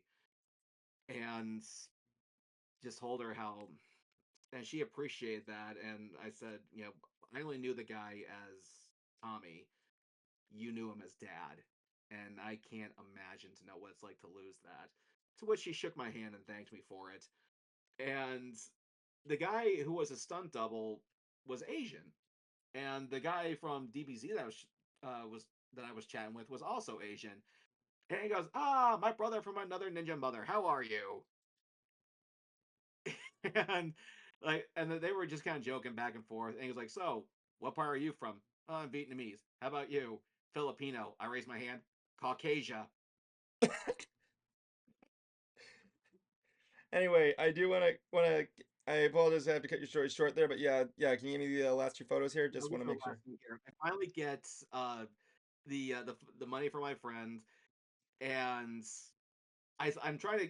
He's still at work. I'm like, dude, like, what do you want him to write down? Like, I am next in line. Like, no answer. It's finally I just call him up using Messenger, and he goes, dude, I'm at work. What is it? And then Mick Foley answers the phone. It's like, hello? Yes, your friend is here. Apparently, you're a big fan of mine.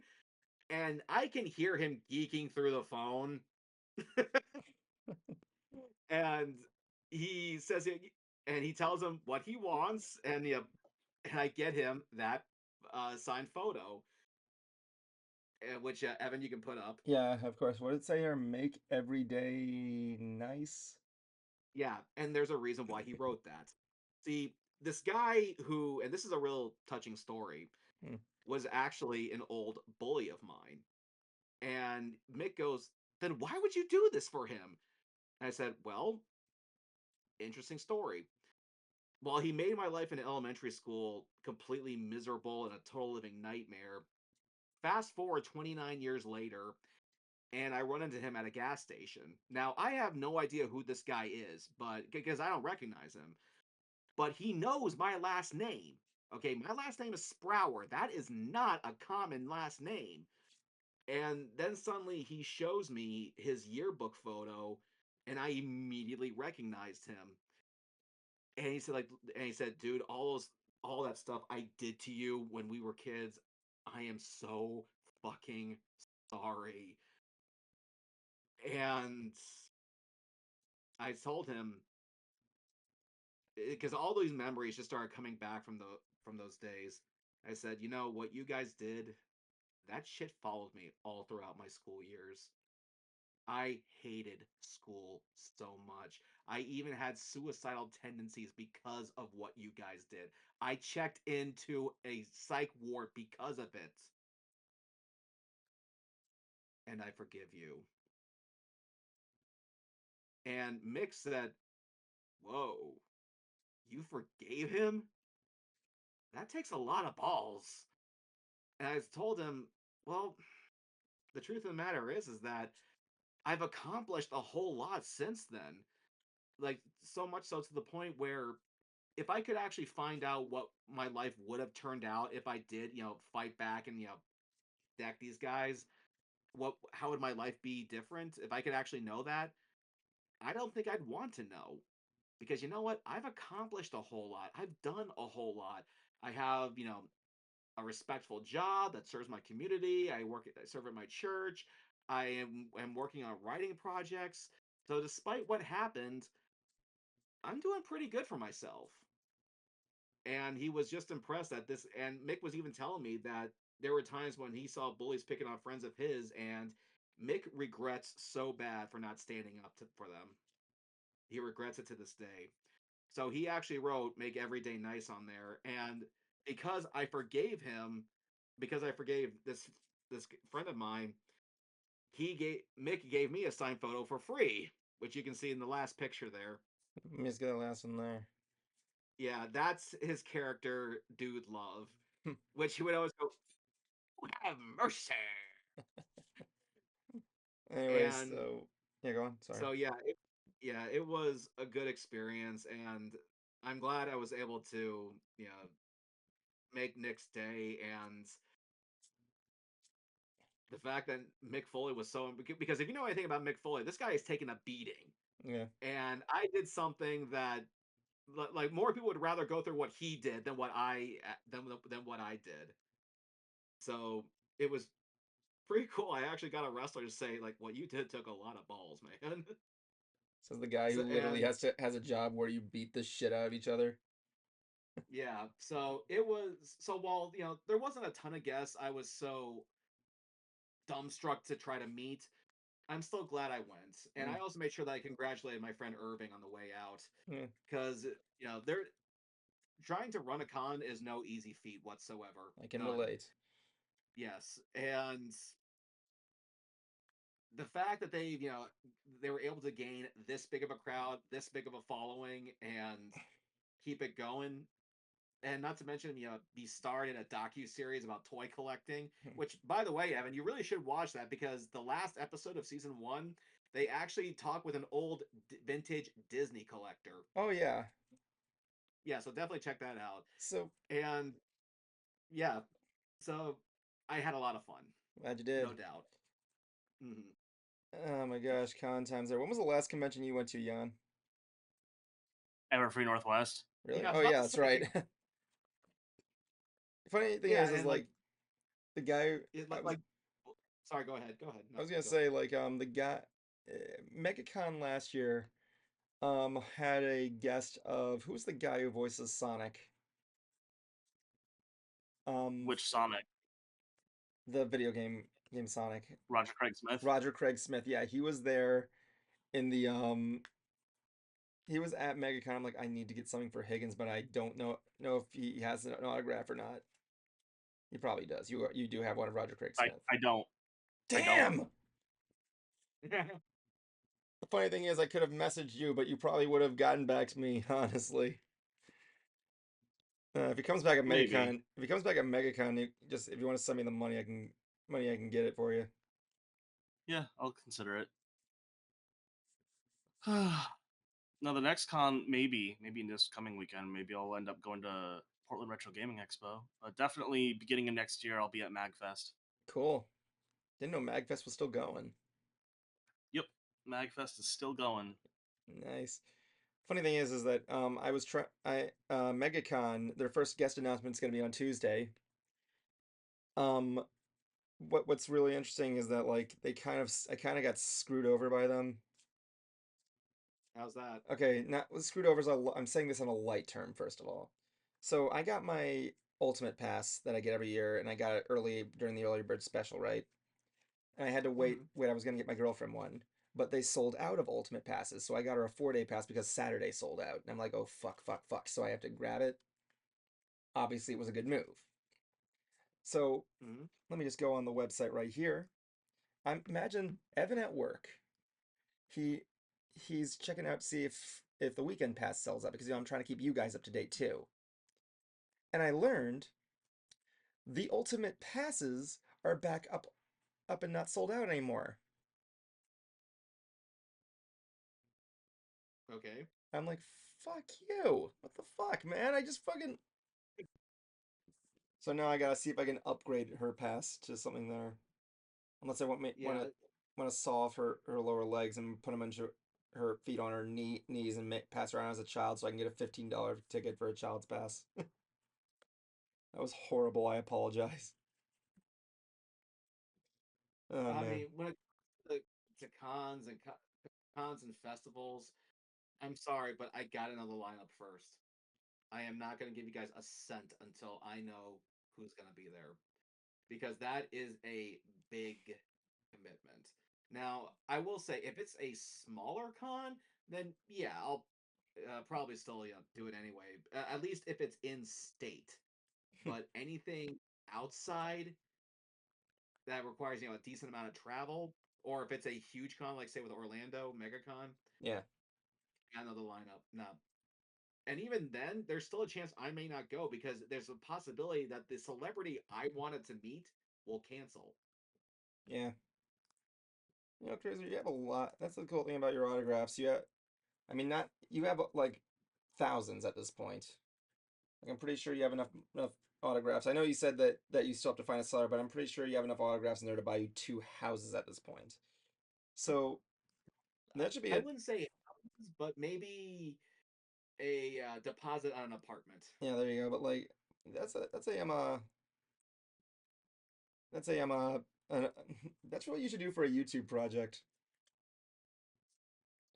What? Just autograph stories. You just show it an autograph and you just I've do actually like a thought about 5 minute doing video of an that. autograph. What? I've actually thought about doing that to tell you the truth. Do it, do it, do it, do it, do it. Jan, back me up now. Do it, do it, do it, What? do it, do it, What? do it, What? do What? it, do What? it, What? do it. What? Do what? What? He needs a he needs Cruiser here needs a story. I'm sorry, a video series of called that basically centers around 5 minute videos of an autograph he displays and what the story behind it is. I mean, that could be fun. I looked up Well, autograph stories and one of the now, first things I got was a now, short that says Kanye's worst autograph.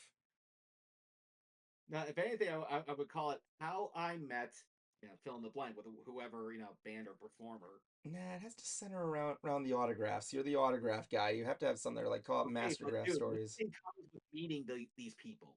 The autograph.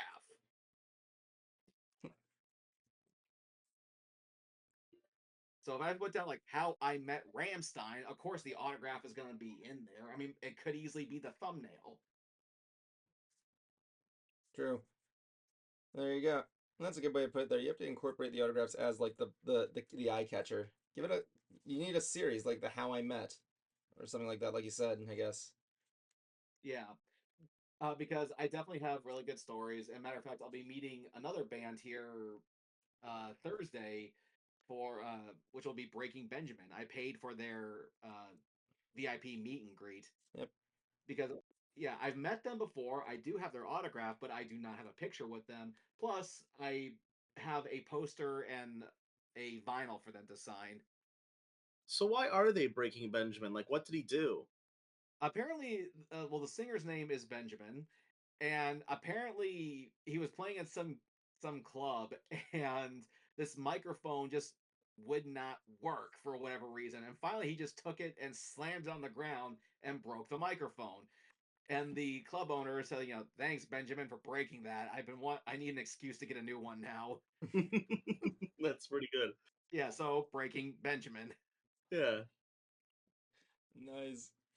I like I Hmm. like name bands that have like really out there names. Like I think my favorite I remember there was an episode of Arthur, right? Hmm. Where they get the Backstreet Boys to make a cameo appearance. It's the Yes. one where one of the characters, I forgot who it was. I think it was Francine. She makes a band and they're playing Hmm. on a rooftop, right? And this guy in Yeah. a window comes out of his window and shouts at them to shut up. He's like, "Shut up! Your music sucks. You stink. You stink." And then they call the band "You Stink." So every single time the crowd's shouting, they're like, "You stink." I'm like, that is the most ingenious idea for a band name. I remember a friend of mine trying to trick me into believing that there was a band called Get That Breast Enhancer Off My Thigh. I don't know. I've told you what if I were to start a band, I know what the name would be. I told you the name, right? What? You probably did, but I don't remember. My band name would be called Bigfoot is Yellow. It's right up there with I Wrestled a Bear Once. So the story about that is that some guy claimed to see Bigfoot in his backyard and he said he had blonde hair. So I'm like, okay, Bigfoot is yellow. That's just perfect. So yeah, that's my band name. Bigfoot is Yellow. Mine was Silent Deception. What kind of music would you... So before you got on here, by the way, Jan here gave me a list. Oh, we're gonna talk about my 2000s meme trash collection. Yeah, might as well talk about that on air. I'm gonna ruin you. I don't. Can I do it? I don't care. So No, you can talk about I love talking about that yeah. thing. That's one of my favorite like bits of my music collection. So it's like 16. So what is this list of exactly? Explain. So if you were like I prefaced it at the top of the list. If I go back to it here. Yeah. Okay, well I guess I'm just gonna have to do it like Don't give me the list. I'll just go down. I'll just read out lists. the list for No, you. no, it's at the top I said, did you grow up in the 2000s or were you an avid web surfer during the 2000s? You want some good old nostalgia in the form of this decade's online soundtrack? Then these are the releases you should check out. This list gets updated as I get releases that belong here. So So I it's go through everything in this list in the order that I got it, and it lists the meme song that's on it. oh, I That thought you were was doing it from like generally they're relevant during that decade. oh, I thought you were giving him Uh, like best to worst or something like that. no, that's the hybrid theory is at the top because I that is my copy from when I was a little baby. Okay, so this is in the order from one to whatever. I Yeah, love how the yeah. Space Jam soundtrack is only 10 cents. Number one, no one. Number one, hybrid theory with crawling and in the end by Linkin Park.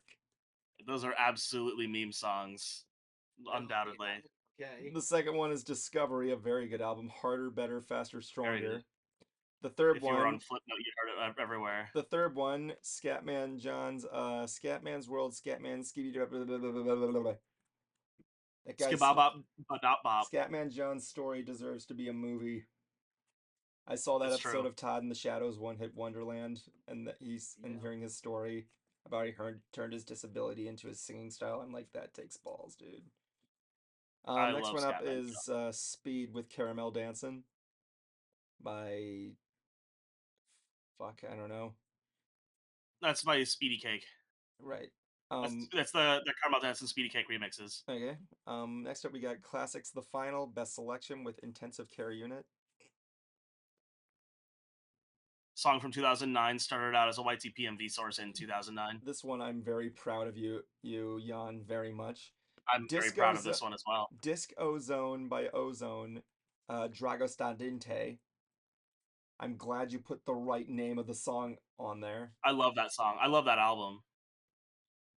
You know this. You've heard that song, right? Right, Cruiser. What's it called? Dragostadinte. My Very Yeah, good. yeah. I'm glad you knew. I'm like, if he's gonna say Numa Numa, I'm going to kick your ass. Next time when we see Beat, I'm going to beat your ass. That's what the concert was about. Space Jam. for 10 cents. We interrupt this program. The house remixes by Coburn, which is So Neon. I need to explain this one. This one like doesn't say the song because this is a single. It's a remix single or EP rather, I should say. Yeah, sure. Why not?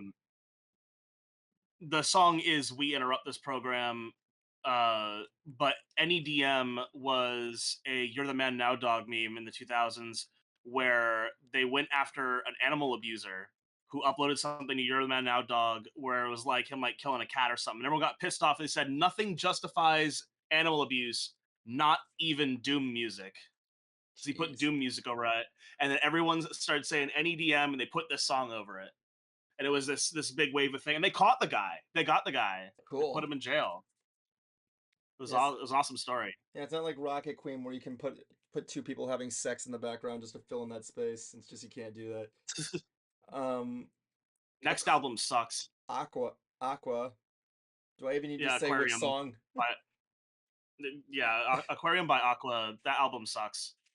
Astral Lounge by Smash Mouth. All Star. Europop. By Eiffel 65. I fucking album hate also that sucks. song. I That fucking album also hate that sucks. song. I fucking Blue hate that is song. Blue is like the most. Song. It's the most fucking- okayest out song on that album, but I everything else No, sucks. it is a horrible song. I'm not. The music It's video. not horrible, but it's No, it's horrible in any way. it's The song. intensely mid. It's a horrible song. Like, wasn't that the first album you ever bought, Cruiser? You said. No, I said I owned it. I never said it was the first one that I bought. What was significant about it for It you? had a catchy song. Actually, a few of them when I bought it. Didn't you hate that song though? No. I thought you hated it. I think it's a stupid song. Even the music video's garbage. The music video is trash. Yeah, it's very big garbage. But again, I don't think that Blue is a horrible song. It's aggressively mid. Mm. Yeah, it's I catchy can't enough. say the I can't say the same thing for the rest of the album though. I can't listen to like more than 5 seconds of most of the other songs on the album. It's like I feel gross listening to it. Like, what kind of a name is Eiffel 65 anyway? Wasn't it like a... How did the name come up? Eiffel was created from a random word generator, and 65 is a printing error. What? Yeah. So stupid. Yeah, the let's see, the name it was chosen. Eiffel was chosen by a computer program, and 65 was scribbled under the name on a demo by mistake. It was actually part of a phone number. Lazy Town, you are a pirate cooking by the book. I am so glad you didn't include... I'm so surprised you didn't include the Mine song and We Are Number One. Well, We Are Number One isn't on that. That album came out in 2005, 2006. Oh, So fuck. that song, those songs didn't exist yet. Yeah. I gotta watch Lazy Town again one time. I'm only listing the stuff like if it's on that album, and You Are a Pirate and Cooking by the Book are on there. So Yeah. I listed those two. I have got to watch fucking Lazy Town again. Me and my girlfriend, we watched an episode of Big Comfy Couch one time just recently. First of all, the girl who played Lunette the Clown, who was also the voice of Rogue on X-Men, she was at a con. She didn't know she was there. It was like one of those side quests. You got them mixed up, dude. What? You got them mixed up. Alison Court was the voice of Lydia Dietz in the Beetlejuice cartoon. I could have swore she was an X-Men too. She probably wasn't X-Men, but the voice of Rogue was Lenore Zan. Okay, well, who was? Let me see. See, what was her name? What was the name of the girl who plays Lunette? It was Alison Court. Allison Court. Jubilee. That's who she was. Jubilee. Yeah, that's right. Thanks. But like, yeah, I'm like watching this and I'm like, I'm gonna give Allison Court one of the biggest props ever because during one season of Big Comfy Couch, she did the whole season while being pregnant. Like they had to like give her bigger clothes to like hide her. Bouncing? Huh? Does the baby like bouncing? I certainly hope so. She did like all that. Like, yeah. I like how she reprises Lunette the Clown. She did a reprisal for like, remember those times those creepy clowns were like appearing out of nowhere when like the first It movie came out. Mm-hmm. So she did a news story as Lunette the Clown, just trying to defend the rights of the people in the clown costumes. And at the end, she pulls up all these balloons with a chainsaw and goes like, "It's time to die!" She's amazing. She's amazing. Oh man, but yeah, it was a good show. But like, yeah, I got the point is I'm trying to say here is I definitely got to watch Lazy Town again. Let me see. Under My Skin by By Paffendorf. Pfaffendorf and Layla Devar. Which song was this? This one is maybe a bit of a deep cut. Again, if you spent any time on Flipnote in the 2000s, you might remember this one. I remember it specifically because I guess we're going to talk about anime again for a split second.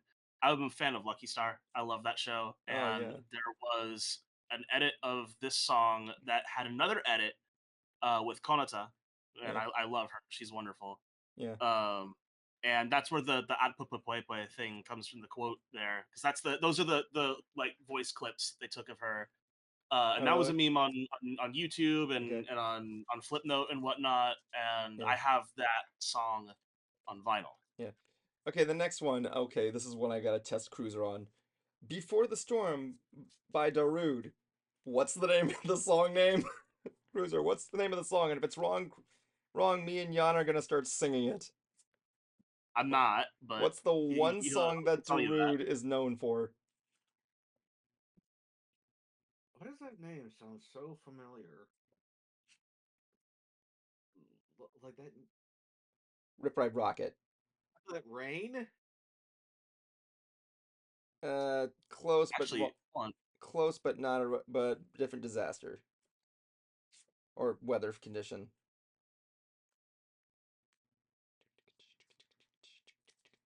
Sandstorm? There it Yeah, is. there it Yeah, or as I is. like to call the most generic and overrated EDM electronic song I've ever heard in my life.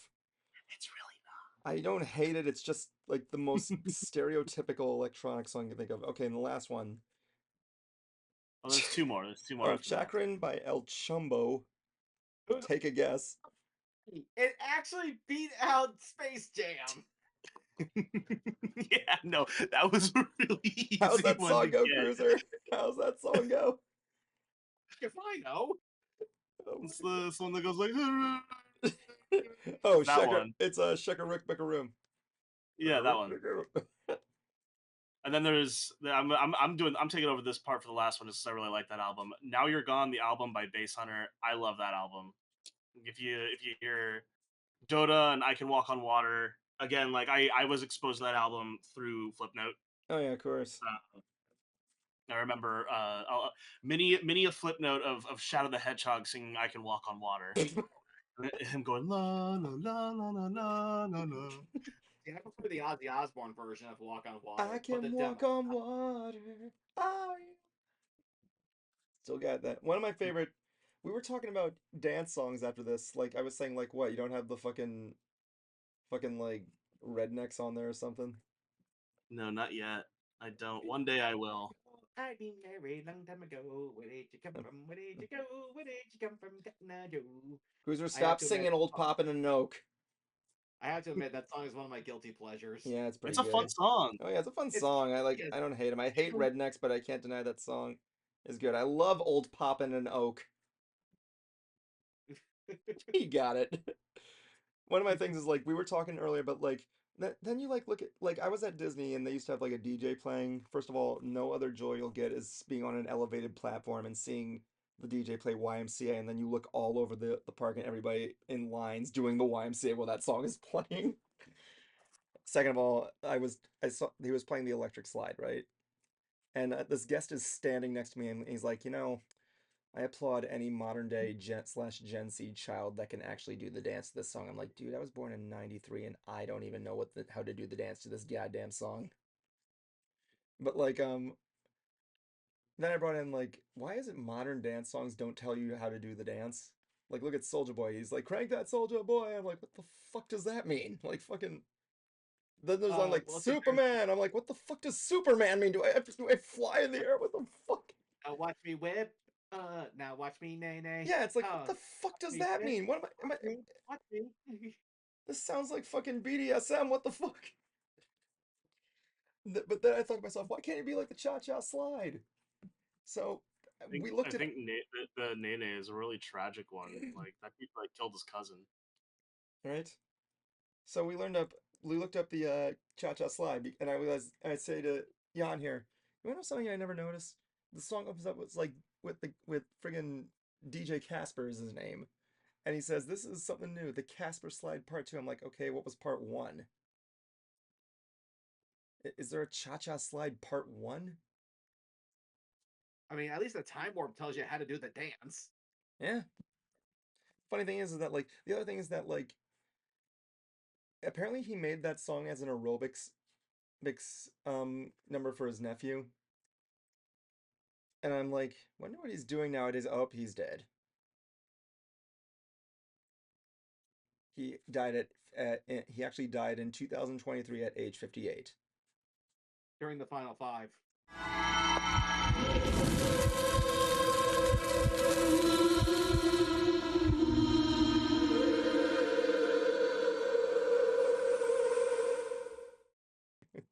So this is the final five, everybody, where we give our final five thoughts. The final five.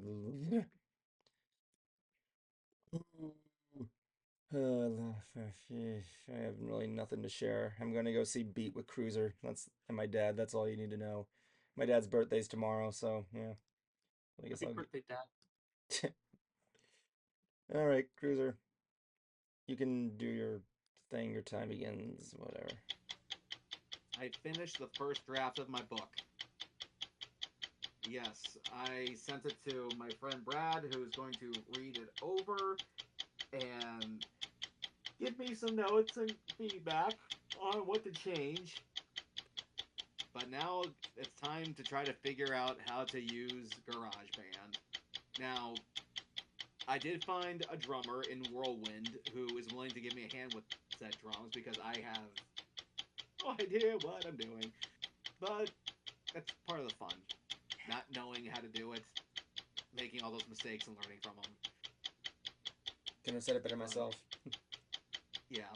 And I'm also going to Mayor Fair where I have a panel called Music Marketing 101 where I will show anybody, I'll be there with my old boss from Roadrunner Records, telling people how to market their music and try to bring in outsiders because it's going to be fun. Time.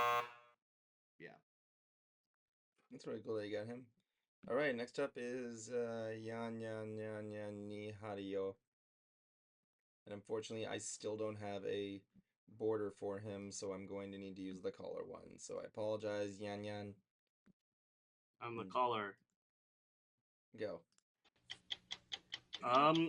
Yeah, well, I finally finished this map that I've been working on for the past 3 months. It's finally over for the most part, with an asterisk at it. There's obviously going to be bugs and little fixes that I can do here and there.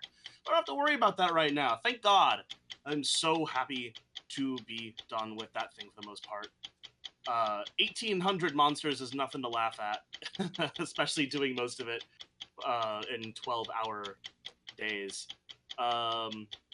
Very happy to be done with that. Makes going to see Transformers 1 this past weekend feel a lot more worth it now that it's over and I can think about other things. I can expand my brain space to other things. I can get back to work on my commissions. I can get back to work on everything else. I can get back to work on things that matter. Not the map doesn't matter to me. It was a lot of fun. Go play Ship of Theseus if you play Doom. That's really all I got. Yeah. You know, you do a lot of Doom maps, Jan. You like to do a lot of Doom maps. Lots of them. We need a nice. You know what we're gonna do? Next week on Ants, we're gonna watch Jan play Doom maps all night, and they're gonna be the worst of the worst. Ooh, I can pick out some for that. I know No, exactly what to do. That's the thing. We're gonna. And Sunday, I will be at Halloween Horror Nights. Nice. So we can just do that. Yeah, Jan plays Dooms, and we have to. And the best thing is we got to go to the community servers and we got to look up keywords. Oh, I got plenty of people I can ask for suggestions for terrible shit to play. Yeah, I want to play. Yeah, if I look up the word corn, I'm going to see a Doom map made entirely on the cob. Doom on the cob. That probably exists. Yes, Doom on the cob. I'll play Simpsons Doom. It's the end of the show, so don't blow it. It's the end of the show, so don't blow it. It's the end of the show, so don't blow it. End it right.